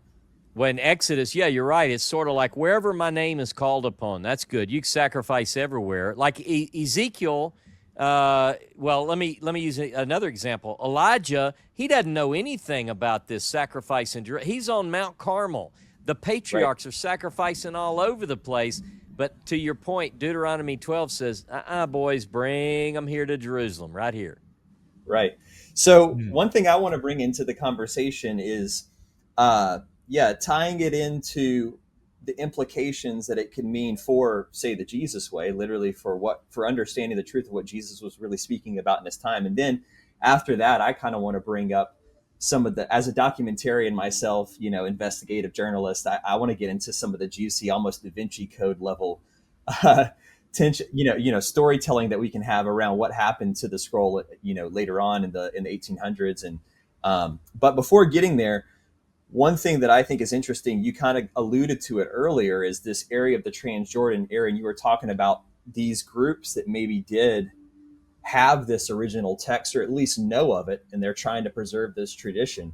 And the more I've looked into it, and Ross, you and I fire off text and stuff back and forth, and Aaron, we have our chat about this, where you start to see the pieces come together. Ross, you turned me on to this, where in Joshua 22, where the tribe of Reuben and Gad and half of Manasseh, the 12 tribes of Israel, we got 2.5 of them that decide to not stay in the land of Israel, the promised land, and they go back over to the Transjordan, and it says they built an altar there, but not for sacrifice.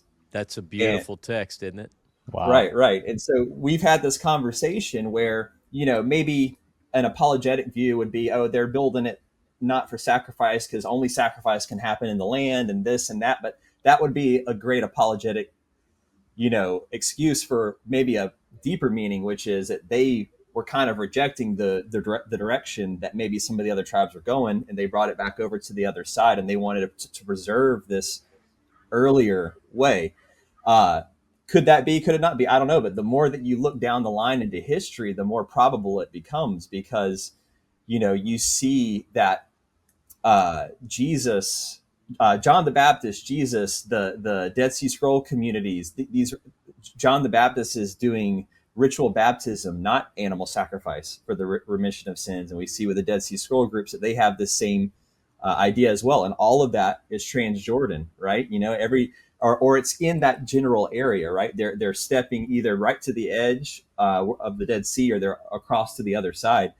And that's where the scroll was found. And so it seems so obvious to me when I really look at it, that there was this other group that was in this northern kingdom Israel space. They also too, they would have missed out. I was researching that they would have missed out on some of Josiah's reforms as well, because Judah was taken over and sent into exile, and maybe some of these groups could have survived that exile and still preserve some, or they got into the earlier one with the Assyrians, right? So anyways, all of it comes together for me, which I've shared with you, Ross, before, which one of the biggest pieces of evidence that just blew my socks off when I was making the film Conspiracy, which centers around this idea that Jesus possibly rejected animal sacrifice as a main part of his ministry, the temple cleanse, where he's running the animals out of the temple, is this text by Epiphanius who in the Panarion, which Epiphanius is an early church father who is actually pretty mean. He's trying to condemn Yeah. everyone, Nasty. nasty as Dr. Tabor says. But even in all of his condemnation, I'm so happy that he wrote what he wrote, because he preserves this text about this group called the Nazarenes, which, Jesus the Nazarene, Yeah. it coincides that Jesus the figure could have been related to this sectarian group, not just that they're from a place called Nazareth, but they have a particular belief system. And he writes in there that they they're just like the Hebrews in every other way, but they reject animal sacrifice and even flesh consumption because they believe it's unlawful to do these practices. Why? And it says in the text, because they believe that Moses received the law, but not this one, some other institution. And it goes on to say that they're in the Transjordan, that this is where these groups are found, that they were a Jewish sect that he documents alongside the Pharisees and the Sadducees and the Essenes and some of the other sects that he documented. They were their own distinct sect over there in the Transjordan, in these same areas where this text was found. So we've got a later patristic church father condemning these people because they said they had some other law of Moses that didn't contain animal sacrifice. See, this is what you do to me all the time, Cameron. I don't remember you telling me this particular piece. Maybe you did, and you just blew my mind again. But the fact that it's the same area, I mean, and what if it's, you got, like you said, Joshua 21, 22, and the story of the people that they're making an altar site, but not for sacrifice. You've got the Moses scroll. You have this, come on, man. What are the chances? I mean, and I just keep saying it because I can envision Aaron and Cameron with me and my buddy Jono you met Jono, Cameron. When we go on these trips, we go to these areas. I mean, can you imagine standing on the lip of the Wadi Mujib and thinking about these ancient groups who didn't believe in sacrifice? Because it's not like just for any other reason that it just wasn't part of the law code of Moses. It wasn't there. Right. Well, I can actually do you one better, Ross, on what Cam just shared. Cam and I have talked a lot about in our own private, brainstorms, the thread that would connect the Ebionites with the Ebionim of the Dead Sea Scrolls, the sectarian group, and the Nazarenes, the couple different spelling variations the church fathers use, with the Nazarene sect of Jesus' day in the first century. Stephen tried to argue this in our debate. He's like, we don't have any proof of the Ebionites existing before 70. I'm like, well, that's fantastic news, because we have the Ebionim, which is Ebionites in Hebrew masculine plural, same word, existing up to the 70 AD when the Jerusalem temple was destroyed. So to me, that's a link right there. It's like the Ebionites pick up where the Ebionim leave off. And they're just called Ebionites because that's the English transliteration. It's the same word in Hebrew. But here's the crazy part, Ross. What Cam just said about the Jewish Christians, Nazarenes, relocating to the Transjordan. Well, it's either Eusebius or Epiphanius, or maybe both. One of the two, they quote from Hegesippus's 5-volume set of Jewish Christian church history, which is no longer extant today, but it was in their day. And in those early days of the Christian movement, the first couple centuries, the church fathers are quoting from the Hebrew Gospel of Matthew and Hegesippus's 5-volume church history set, because it was before the Catholics decided to name the Jewish Christians outright heretics and ban all their texts. It took a number of centuries, I think into the late 4th or 5th century, where I think Pope Damasus is like, no, you can't even practice Jewish Christianity anymore. We'll take your property. It's illegal. Before that, these church fathers were like, hey, we know that this Christian religion we have stems from the Jews and the Jewish people.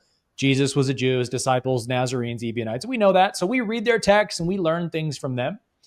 And so Eusebius or Epiphanius quotes from Hegesippus's 5-volume church history, where he documents from the crucifixion all the way through 180 AD when he was writing. He wrote an extensive history set of how the Jewish Christian Nazarene movement transpired over history. And you just go, man, if we could just Can you imagine if we could have that full text and all the gems Right. we would learn about the Jewish Christians? Man, it's a bummer. But we do have paragraphs quoted from Epiphanius and Eusebius. And would you believe, Ross, what they say the Jesus movement, his 12 disciples, and the Nazarenes did to escape the destruction of the temple? Hegesippus says they fled to Jericho before the temple was destroyed. I think even as early as 66, maybe, like right at the start of the Jewish war with Rome. They flee to Jericho and then ultimately settle in Berea, I believe it is, Cam, a city right in the Transjordan region. So there's the golden thread, right? Connecting the Nazarenes of Jesus, the Nazarene and his followers, with the Nazarenes of the later movements that these church fathers are writing about, is that those Nazarenes went to the Transjordan, and then we have Epiphanius in the 3rd or 4th century saying, all the Nazarenes are in the Transjordan. It's like, sounds to me like it's probably the same sect, went to the same area, called the same thing. How do we come to any other conclusion here? It's truly baffling to me how apologists try to say, oh, those are different groups called Ebionites. Yeah, same name, different groups. Nazarenes, same name, different groups. It's like, sorry, guys, the evidence we have just does not converge in that direction at all. Certainly not. I'm not familiar with some of these things like you guys, but every time I talk to Cam, and usually late at night when maybe he's up feeding or walking the baby, like I used to have to Those do, I'll late get night this Cam text, texts. and it'll say, Full of "Hey, gems. man, check this out." So, but the idea of these different groups and how their theology kind of it's like if it looks like a duck and quacks like a duck, it's the idea that maybe it's a. So I don't know, but Cam, I tell you some of these ideas, these threads, as you guys have called them, what if there is this tradition that, or there is this truth that's been carried through the ages and it just surfaces from time to time? That's what I always feel when I read the Shapiro scroll or whatever. It's like, what are the chances that this came up when it did? Well, I think it's quite possible because it came up at other points in history.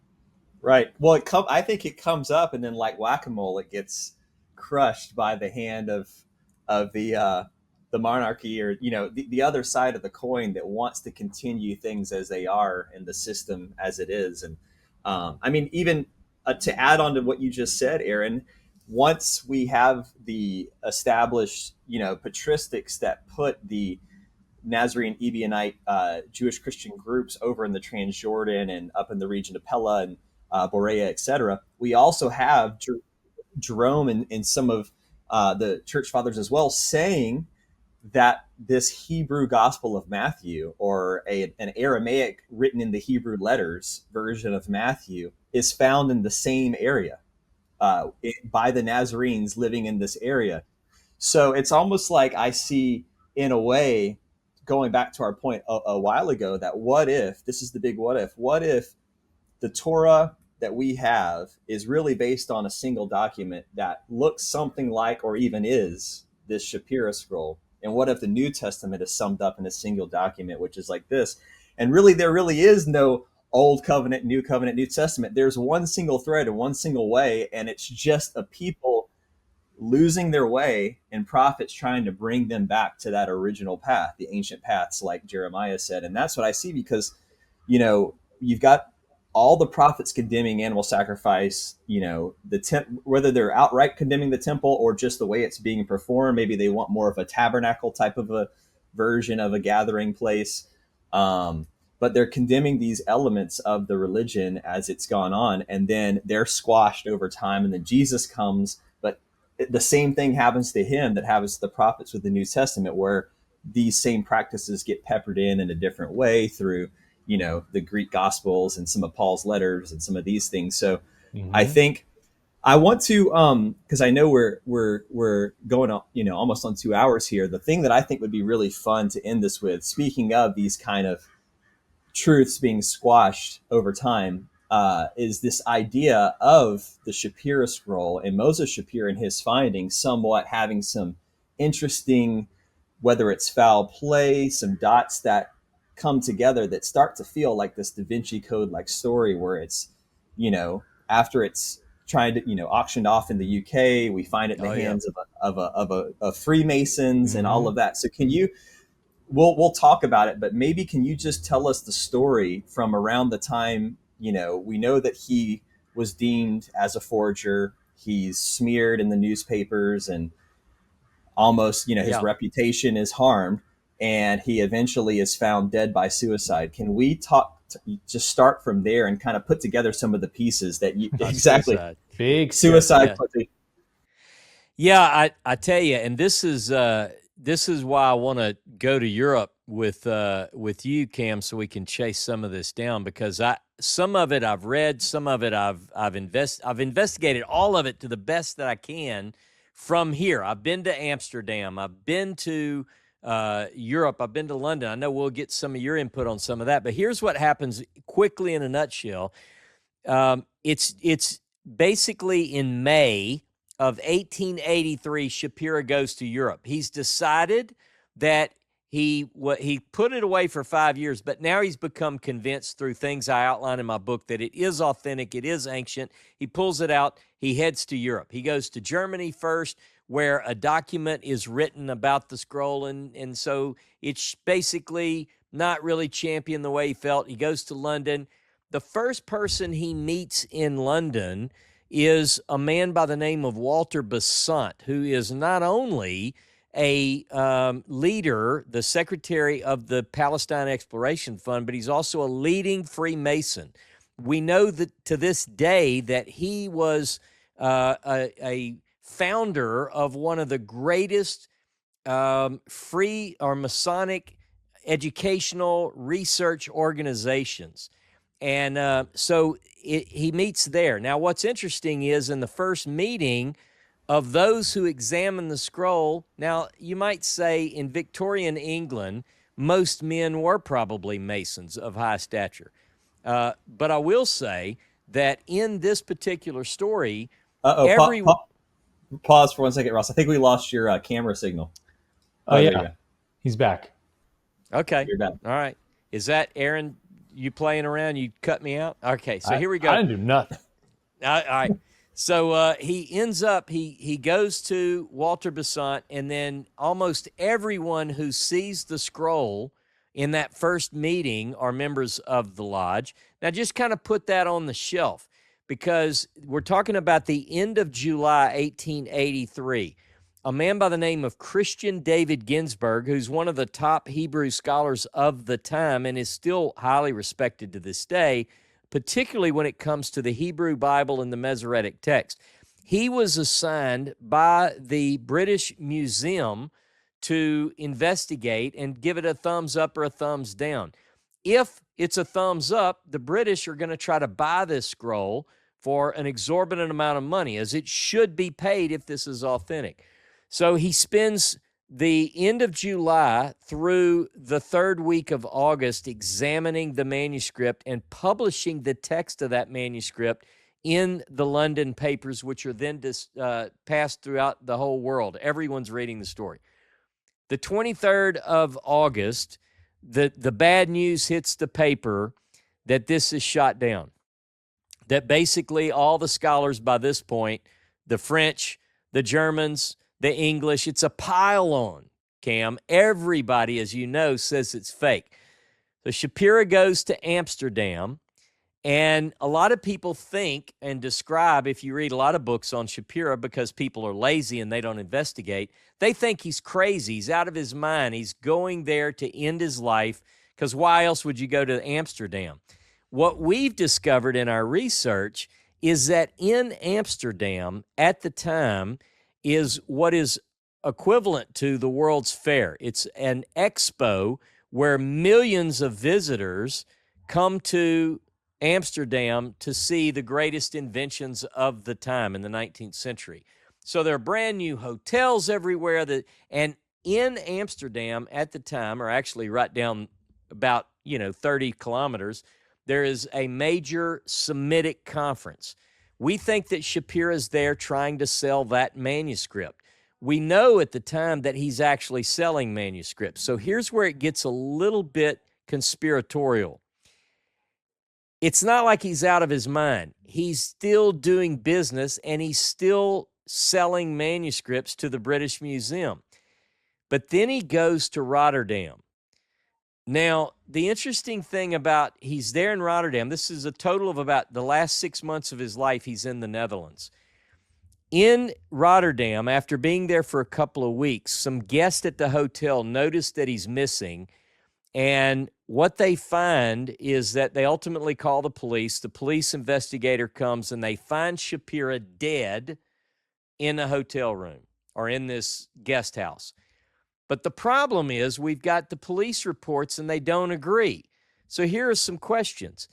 Was he on the bed or was he on the floor? We've got different reports that say that. Was he killed? Was there a revolver in the room? Was there a rifle in the room? We just don't know. Something's going on here. One report that we found actually describes 2 bullet holes in his head. Now, I don't think you could get 2 off if you're squeezing it. I mean, I know a good bit about weapons, the old military guy. Now, I don't know if the translation means that there's an entry wound and an exit wound, but we're investigating this. We need to go look at the actual reports, Cam, and we need to get a native speaker who can read the Dutch and really give us this. Okay. So now, once he's dead and news finally gets back to Jerusalem, what happens next is quite puzzling. His wife writes a letter. We don't have her letter. We have a letter. She writes a letter to the person who's in charge of the British Museum. We have his letter to Ginsburg, and his letter says, the widow, Shapiro, is asking about her husband's manuscript. She wants us to send it back. Now, the next thing that we find out is not a response from the British Museum to her. We don't know if he responded. Maybe he did. What we do have is that ultimately the manuscript is sold at an auction to an organization called Sotheby's, an auction house. Then they in turn sell it for pennies on a dollar, and then it disappears.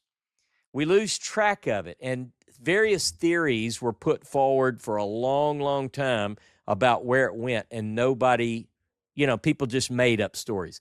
They think maybe this guy Nicholson bought the scrolls, and Nicholson's house burnt down in 1899.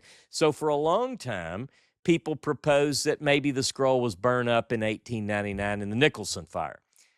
Then all of a sudden, in 2011, an Australian researcher by the name of Matthew Hamilton found an entry in a journal of conchology, and it was reporting of a eulogy that was read by a friend of a person by the name of Philip Brooks Mason, who's from Burton-on-Trent, England. And it basically says that at a meeting of this organization, the scroll was displayed. He was the last known possessor of the scroll. Now, that's 15 manuscripts, 15 strips of the 16. And we know now that that meeting took place in a Masonic lodge. Now, is there a connection? That's what we have to investigate. The other part is that in the letter that the widow wrote to the British Museum, she reported that she sent 2 pieces of the manuscript, which I prove in my book that that's the missing 16th strip. It had 2 pieces. That missing strip was sent to a scholar in Germany. We also have to investigate that. These are the things that we're tracing down. Did he kill himself because he was distraught? I could see that that's a possibility. Or was there something in that manuscript that was revolutionary that someone wanted to silence? And is Freemasonry involved? Not sure. But it's certainly, it's another element that we have to investigate. So there are all these sorts of things. Now, I've been to Burton-on-Trent. You've been to Burton-on-Trent. What do you think? Where are you thinking we need to go next? Well, we definitely need to go to Germany and see what we can find in regards to that single strip, and Australia to talk to Matthew. But after having been to England this last summer to kind of follow some of these breadcrumbs that you were putting me on, Ross, I can tell you that I thought Conspiracy and making that film was a real life Da Vinci Code in a lot of ways.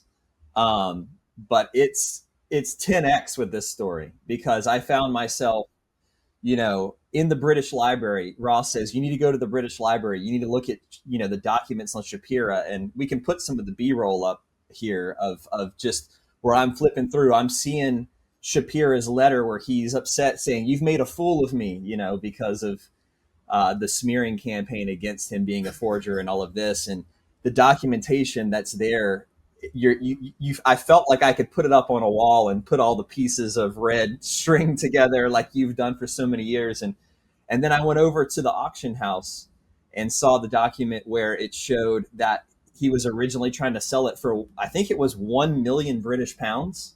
Yeah, that right? was the number that was being tossed around. That's a lot. That's $120 million in 2020, I think. Holy moly. Right.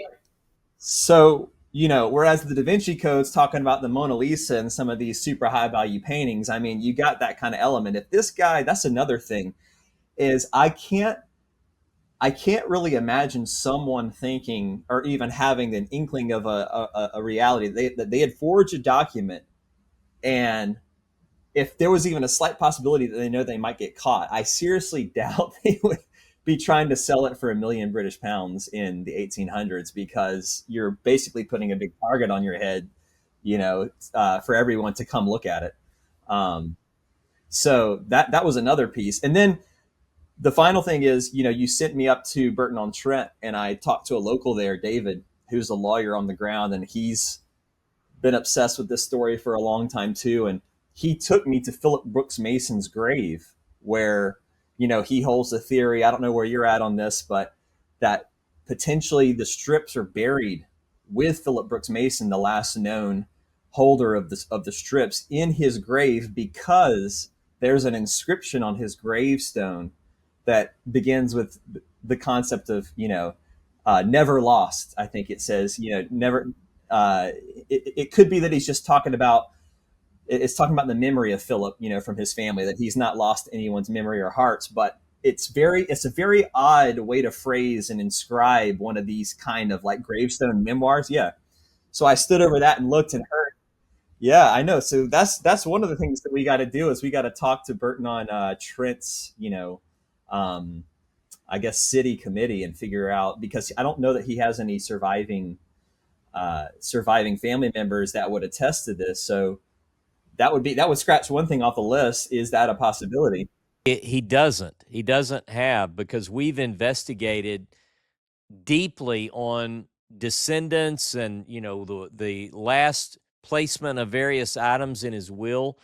So that's something that we can put on the list. But as far as descendants, no.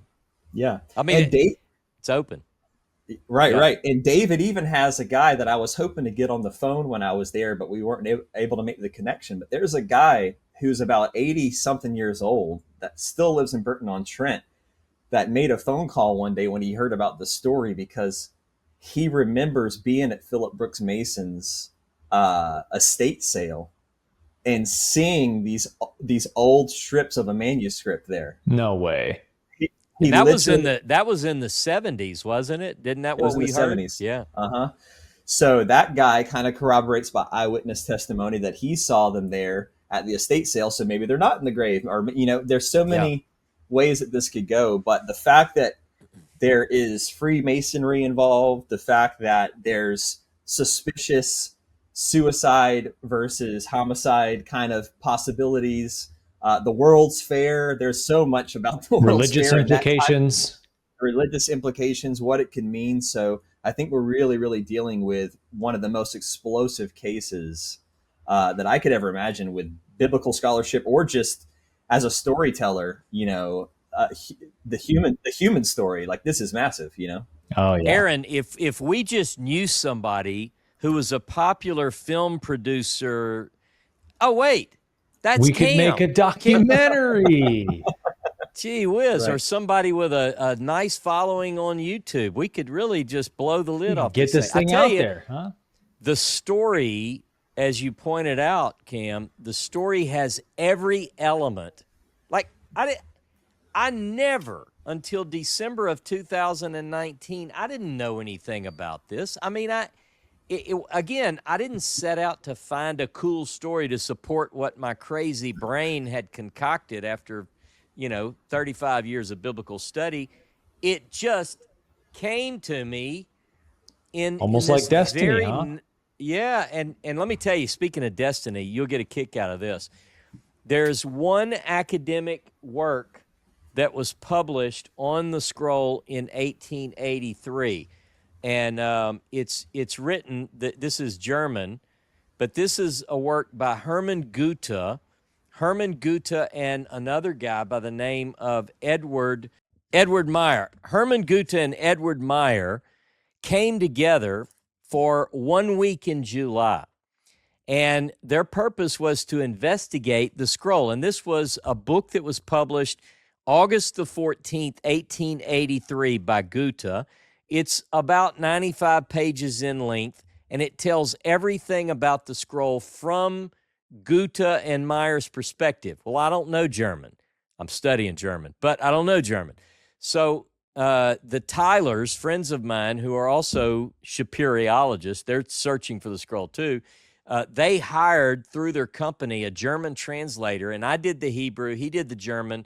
And so after the Moses scroll was published, we published this booklet. It's called Fragments of a Leather Manuscript Containing Moses' Last Words to the Children of Israel. Very important. It covers things that aren't covered by anyone else. Now, this is the part that freaked me out. They met in a hotel in July of 1883 in Leipzig, Germany, at a place that translates Ross Street and Ross Place. And the hotel Haifa was at Ross. So what are the chances? I don't know. But it was destroyed during the war, but I think that hotel was. But I think we could still go to the corner of Ross and say, here I am, boys. You call for The me. one you prophesied would come.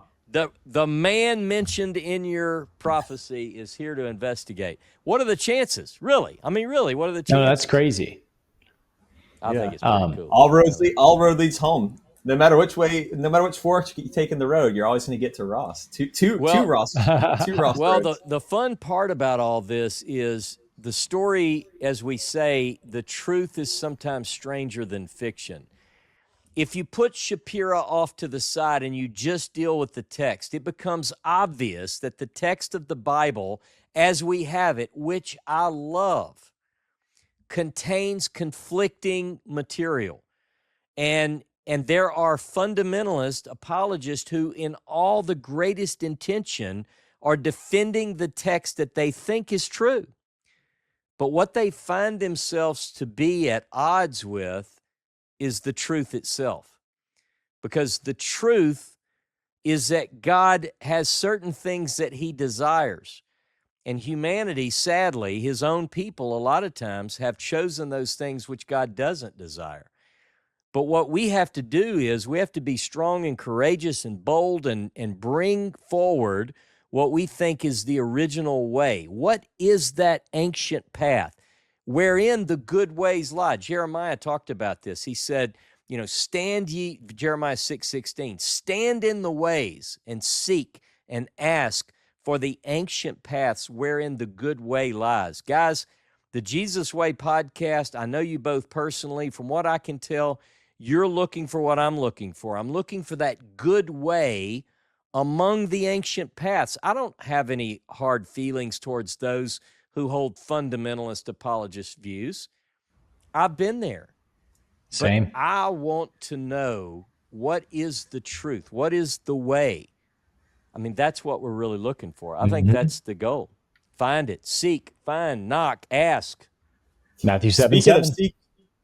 Speaking of seeking and finding, that's a great transition into one last thing that I wanted to say, which is kind of following up on your Ross and Ross Street meeting and the serendipities that happen when you start to follow, that reminds you that you never were going into this looking to confirm your own bias. You were consistently surprised by the guidance and the miracles along the way that continue to take us down the path, and things converge that we never saw. And, I could count endless amounts of these that have happened since my time, starting this journey, even before making my film Conspiracy, and just fasting and praying and asking God about some of these contradictions and really wanting to understand.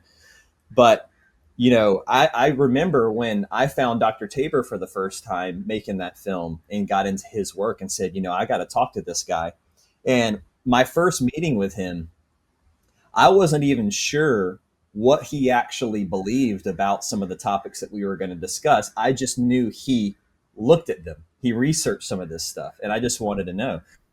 And I ended up in a 2-3 hour interview with him that just blew my socks off. It was just unbelievable. And at the end of that interview, I'll never forget, we shut the cameras off. It was a long day. We were getting tired. We said, let's go have a little bite to eat and continue the conversation. We're walking out to the car. And, I think he's reflecting on everything that we were talking about, which was a lot about Jesus rejecting sacrifice, the temple incident. He said, I have somebody that you really need to talk to. And I said, who's that? He said, it's this guy, Ross Nichols. And he's found an ancient scroll that was meant to be a forgery or passed off as a forgery, but he thinks it's not. And here's the thing. It's like Deuteronomy, but there's no animal sacrifices. And I was like, what? Why did we not talk about this in the interview? I was. You left that out? You left that out after we turned the camera off, but he said, yeah, I got to link you up with him. And that was when he linked us up. Yeah. And so funny, we've crossed paths at the conferences and then also at your place. But, Aaron and I just met because Aaron came to watch Conspiracy in Austin, Texas last summer. And we connected. And it was right after Aaron and I connected that I was hightailing it back across from Texas to North Carolina before the hurricane. And I stopped through and saw your new office and got paid a little visit by your local police who said I was driving too fast in there. Yeah. You got to be careful. Speed trap. They didn't know. Yeah, but I just see the way these things and these connections are weaving, and how we're states apart. Yeah. And come from all these various backgrounds, but the paths are converging, much like your two Ross Streets, where there's just all of us as individuals that have come from different. It's almost like a prism, and we're entering at different windows of this thing, but we're all finding ourselves in the same position with more and more information and details to corroborate what that true path and way was.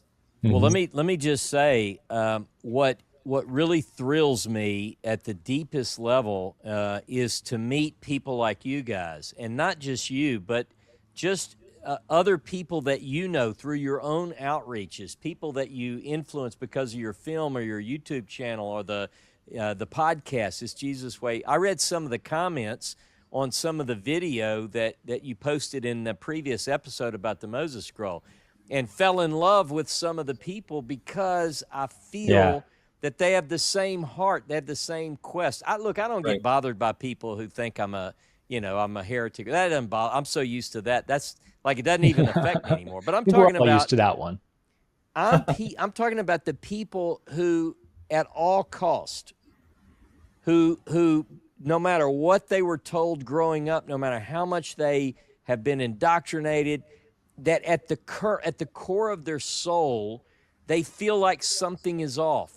But they want to know the truth, and the truth they know will set them free. So they're not even bothered by the fact that people don't agree with their current path, because for them, the primary goal is to be pleasing to God and to live a life that's pleasing to God. And if along the way they discover that some of what they believed is wrong, then so be it. That these are my people, these are your people.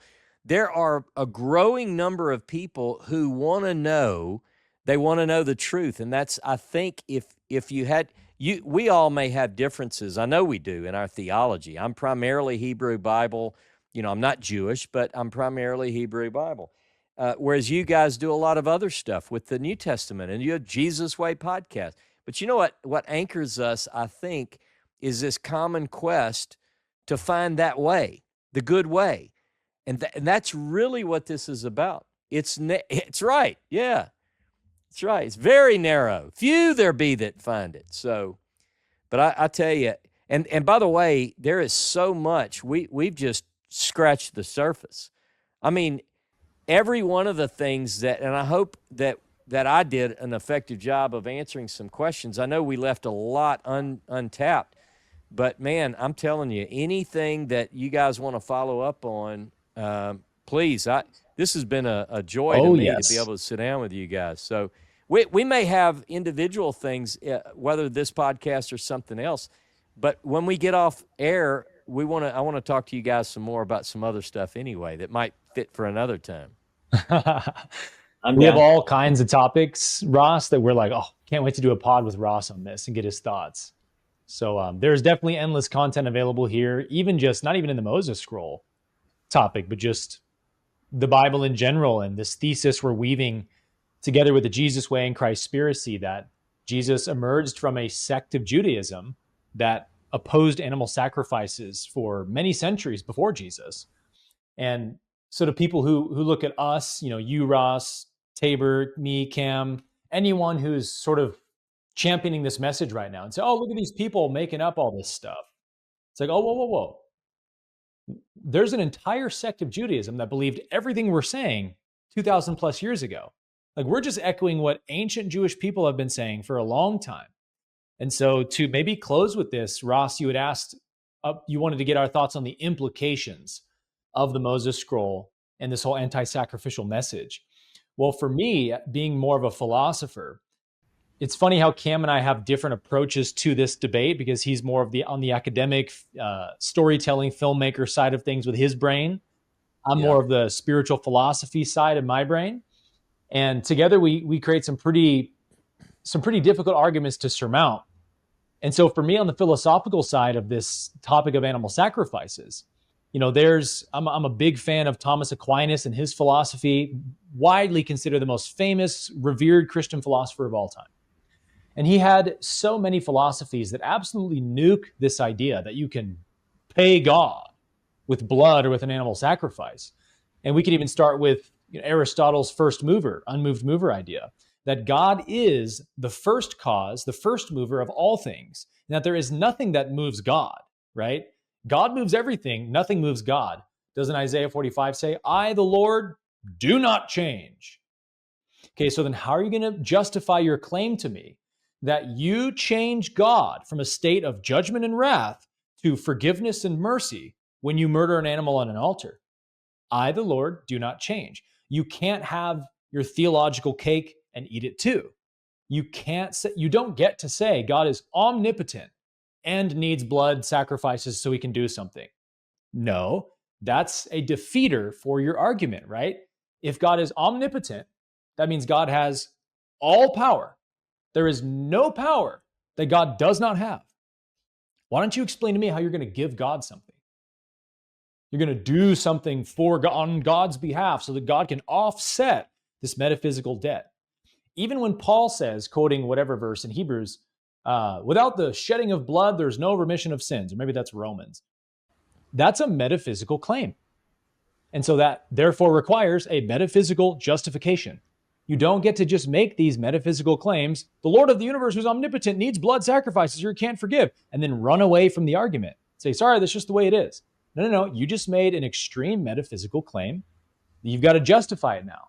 And animal sacrifices, philosophically, metaphysically, ontologically, absolutely laughable, unjustifiable from a philosophical standpoint. And so when you look at the Essenes and why they rejected animal sacrifices, both Josephus and Philo both said that the Essenes were very Pythagorean, right? They'd been deeply influenced by the Greek philosophers, especially Plato and Pythagoras. And the Pythagoreans, we know, were strict vegetarians who also abhorred animal sacrifices because they were deeply philosophical.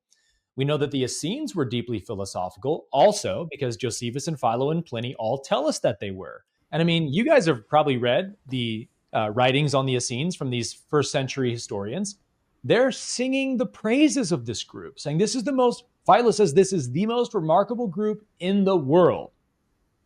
That's a huge statement to make in those days. So they thought very highly of this Essenian sect of Judaism that repudiated animal sacrifices, who were seemingly very philosophically oriented, like the Pythagoreans.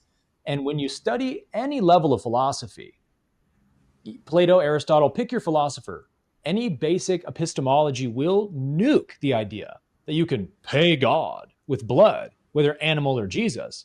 And so the implications to me with the Moses scroll as a philosopher are, yes, this confirms what every basic philosopher, Plotinus, Plato, Aristotle, Aquinas, Augustine, they've all said these facts about God's nature. God is all powerful. God cannot change. God is omnipotent, omniscient, omnipresent. And so you don't have a justification or a way to justify that you make God go from a state of unforgiveness to forgiveness with your act of slaughtering an animal, and somehow God absorbs the blood metaphysically. There's no way to explain this concept in any way that you can make it make sense. And so it's like, thank goodness we finally have some evidence emerging that these ancient people like the Essenes and other Jewish groups who rejected sacrifices actually had texts to back it up and probably ascribe to all the same philosophical reasonings I just explained to say, hey guys, this makes no sense at all. This is clearly a pagan practice that the priestly class and the scribes pulled into Judaism because they were probably seeing all the other pagan cultures making money off the temple. Hey, why don't we do the same thing? This is obviously human influence on the Bible. And so when we talked earlier, guys, about the Nazarene connection, there's one more big piece of evidence we haven't mentioned, which is from the Bible, the book of Acts. We're trying to link the later Nazarenes who rejected sacrifices with the Nazarenes of Jesus' day, right?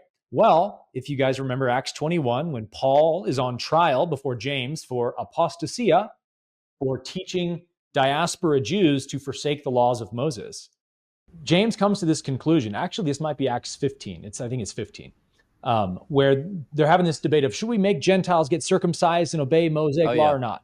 And James says, no, they don't need to do any of that stuff. Whoa, what? Sounds a lot like the Nazarenes who repudiated the liturgical laws of the Old Testament. But then it gets even better. James says, you don't have to do sacrifices, circumcision, Sabbath keeping, all that stuff. You don't have to do any of that. But here's 4 things you must not do. Do not eat meat sacrificed to idols. Do not eat anything with blood or anything strangled or commit sexual fornication. So 3 out of the 4 things that James, the brother of Jesus, and Jesus' hand-selected successor, said to Paul and his Gentile community, you guys only got to do these 4 things. No meat sacrificed to idols, nothing with blood, nothing strangled. That pretty much rules out all flesh, right? All flesh has blood in it. A lot of them were strangled or sacrificed to idols. This was the most important thing James had to say to the Gentiles. If you want to be part of our movement, abstain from these animal-based, sacrifice-based things. Well, that seems like a powerful connection to me to the Nazarenes and the Essenes who also rejected sacrifices right there in the book of Acts. Notwithstanding Jesus quoting Hosea 6:6 twice, cleansing the temple. Jesus walks into the temple and says, I'm going to burn this bitch down. How are we not going to say? I don't know if he said it just like groups? that, but yeah. Maybe he said it in He said Hebrew, it's going right? down. Right. This place is coming down. Why would he have said that if he had no connection to these, Jewish Christian groups who believe these things? To me, it's just silly to even pretend like there's an argument for that. So the implications are that this text, the Moses scroll, corroborates what ancient philosophical groups like the Pythagoreans, ancient Jewish groups like the Essenes and Nazarenes were all saying of this pagan practice that dominates religion today, has nothing to do with God and nothing to do with philosophy, spirituality, epistemology. You can't justify it. It's just written in by the lying pen of the scribes, and people who outsource to the priests just say, okay, the priests say I got to do it, so I got to do it. But for thinking people, for reasonable people, and heart-centered spiritual people, it doesn't make any sense, and it's unjustifiable in every way. And I would know, guys, because I've been in a whole lot of debates, as have you, Cam, with apologists on Instagram and YouTube, and it is like watching a turtle on its shell, try to roll itself over. When you ask them to justify epistemically, please walk me through how you posit that the God of the universe, who you say is omnipotent, also needs sacrifices and blood. I think this is a conversation that's been happening for thousands of years. Yeah. I love the argument where people say, what I hear a lot of times is, well, Ross, if somebody sins, something's got to die. you're like, you're like, well, where do you get that? I mean, Where does that idea? somebody's got to die. I'm sorry.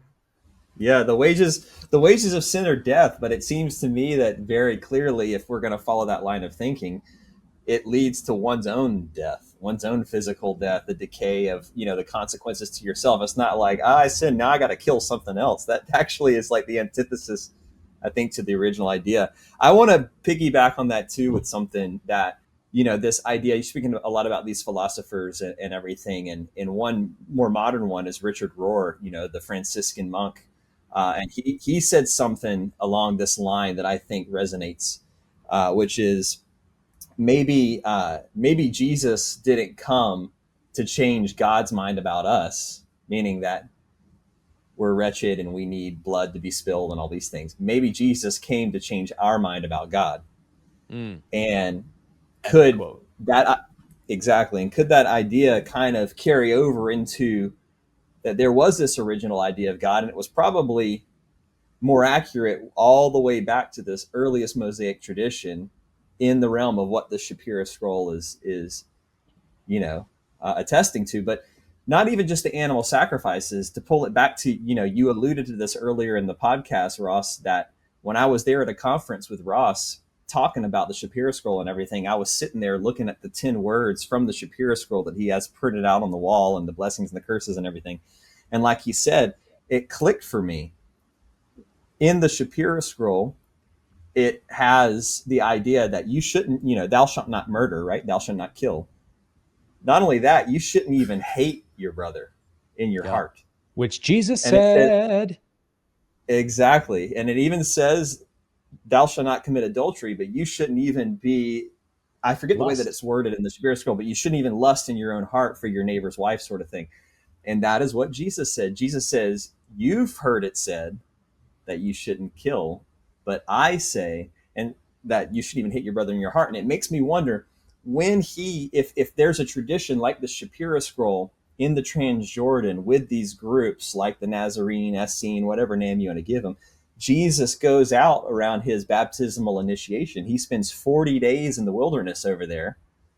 Is he either at that point or some other time in his history growing up gleaning this information from these people that are, Nazarene, there's a lot of ideas of what that word means. Some say it comes from the Isaiah 11 prophecy, the branch, the netzer, right?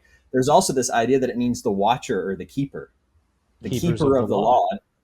Right. So is he going and meeting with these keepers of the original law, and then he's taking it to the Pharisees and saying, hey, your law says this, I got you.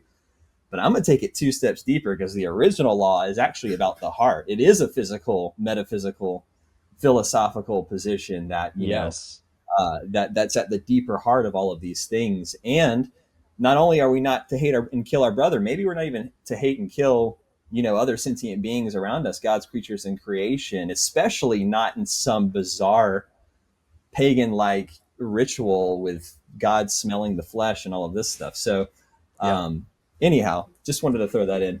Well, let me just say one other thing that I've looked back and forth and thought about to this question, Cam. In some ways, you go, well, did anyone from, say, the time of Jesus, could they have been familiar with this text, or a text like this, or did they come to some understanding that there was a more righteous way in the text that they received? So, for instance, Jesus, we can certainly put Jesus of Nazareth straight in the text of Jeremiah time and again.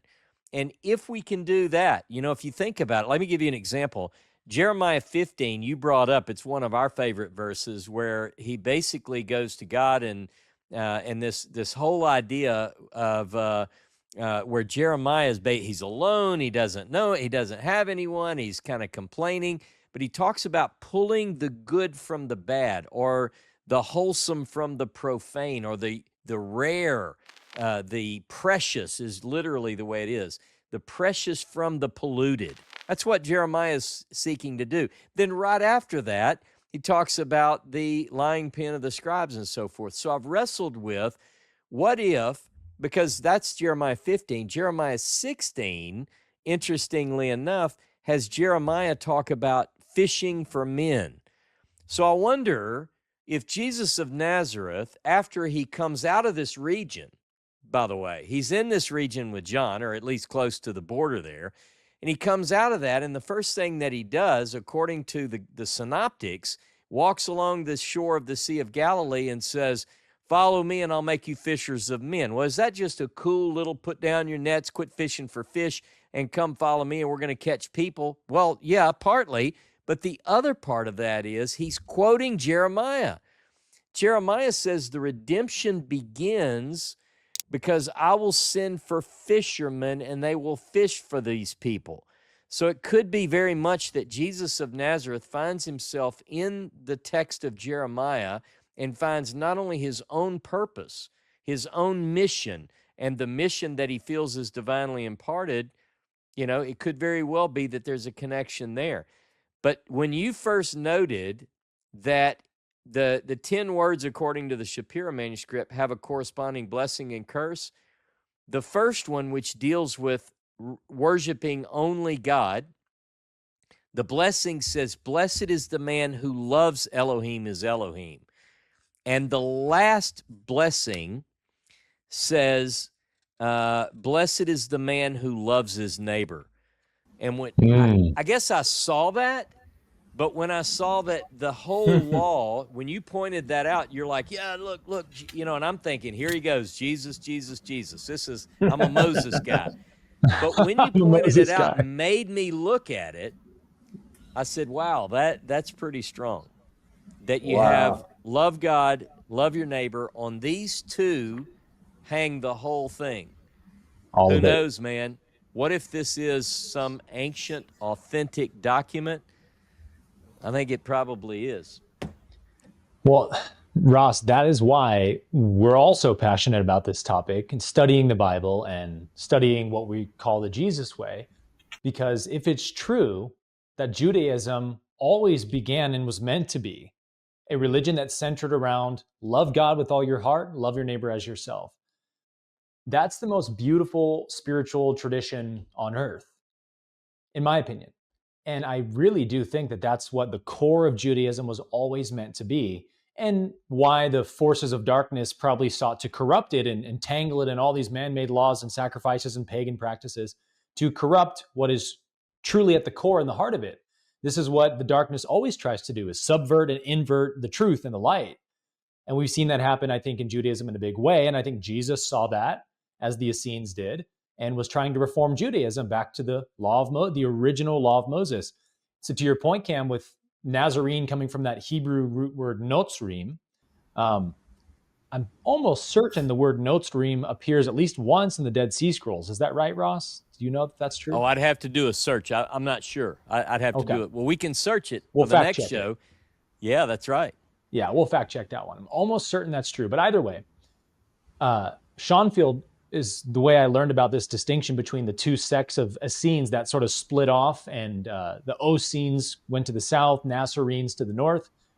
And the word Osim is the word that sort of means, for the southern branch of Essenes, like the doers of the law. Osim, those who do the law.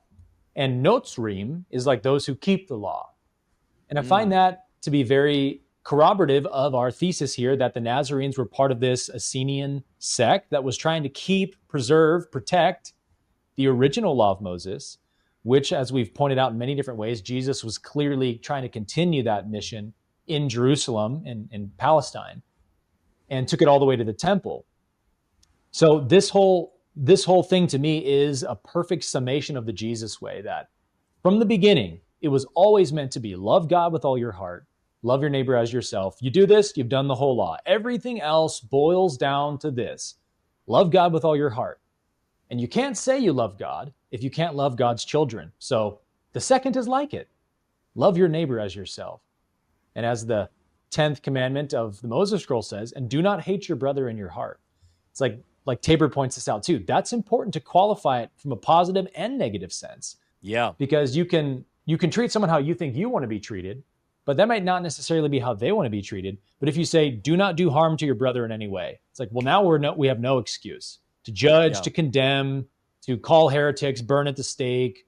All the stuff that has been rife throughout church history has absolutely no foot to stand on under Jesus's gospel and Mosaic law, which was always about loving people. Loving God's people is the highest spiritual commandment there is. And if you do this, you've done everything. So I think that's just a beautiful summary of the Jesus way. It's why we do this podcast. It's why we have amazing guests like you, Ross, on the show to take us deeper into this incredible story. I call it the greatest story never told, because we're deriving all this stuff from the Bible, and yet really up until now, only some critical scholars have been talking about this stuff over the centuries. This is why we're so passionate about it all. So Ross, thank you for joining us today, for bringing your expertise on this subject.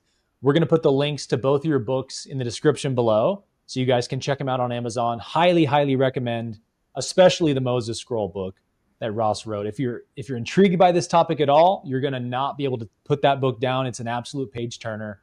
So we'll put the link for that below, but I just want to pitch it to you, Ross, for anything you want to close us with, where people can find you, all that good stuff. Man, I tell you what, and here I was thinking, this is perfect. Aaron is so good at this. He's wrapping this up, and I still want to talk because I don't get out very much. Let me just say this one thing, though. Please. Let's say that some of your viewers say, well, you know what? I'm going to cross my arms. I prefer my Bible the way it is, because there are people who are going to do that. And they say, I want to have the monarchy, the sacrifices, and the cult and the temple. And I would just say this with all love, and I mean it, well, I'm sorry, you can't. Because there is no monarchy. There is no temple. There are no sacrifices. So you have to follow the way as we have it right now. Now, you might hope that somebody finds a red heifer and that it doesn't grow hairs the wrong color, which, by the way, it's going to happen, I promise you. I've been doing this for decades. Bessie always grows an off-colored hair, thank God. God is good. Amen. That's right. But if a person says, I want the temple to come back, and I just won't rest until it does. Well, I promise you that based on history, the same thing's going to happen to this one, because it's not the way that God intended it. There's not going to be, in the end, Cam brings this up all the time when we talk, and he's right. Ultimately, there'll be no hurt, no harm on all my holy temple. There's just not going to be no slaughter. It's just not going to happen. So you can get over that and say, how do I get with the program and follow the way that God has ultimately, as I like to say, history has obliged. So anyway, if people are interested in hearing more, please follow us on social media. Primarily, our outreach is on our YouTube channel at Ross K. Nichols TV. That's where we do a weekly class on Saturdays. We also publish our own podcast. I work with an Australian friend, Jono Vandor. We do a fun and exciting podcast called Torah Pearls, and we have our co-host is an AI co-host that my son Seth created. The true talent of our whole organization is my son Seth. He does everything. He makes it possible. But we encourage people to check us out. My website, rossknichols.com. I'm glad that, make sure everybody puts Ross K. Nichols, because if you Google Ross Nichols, it's a Wiccan, and that's not me, right? So check Wrong, it out. Ross Nichols. rossknichols.com or Ross K. Nichols TV on YouTube, and that'll put you on top of it. Guys, you've made my day. I tell you, this is the most fun I've had in a while. And maybe we can come back together and do some more fun stuff. We'll let the better secrets out on the next episode that you bring me on. How about that? Absolutely, man. Can't wait to do it again. And I'm going to be chuckling the rest of the day thinking about all the apologists searching Ross K. Nichols and finding a Wiccan and being like, I knew this guy was a heretic. I knew that guy was a witch. That's right. That's right. Too That's perfect. Right. Wrong guy. You got to have the K in there. That's the secret. The K is the differentiator. There you go. Yeah, baby. Well, Ross, Cam, thank you guys so much for today's podcast. It's been an absolute pleasure as always. Can't wait to do it again. And for all of you watching, thank you for tuning in and adding your energy to this conversation, to this podcast. And until next time, as you know, walk the Jesus way. Love God with all your heart. Love your neighbor as yourself. And we'll see you on the next episode of the Jesus Way podcast. Peace and love.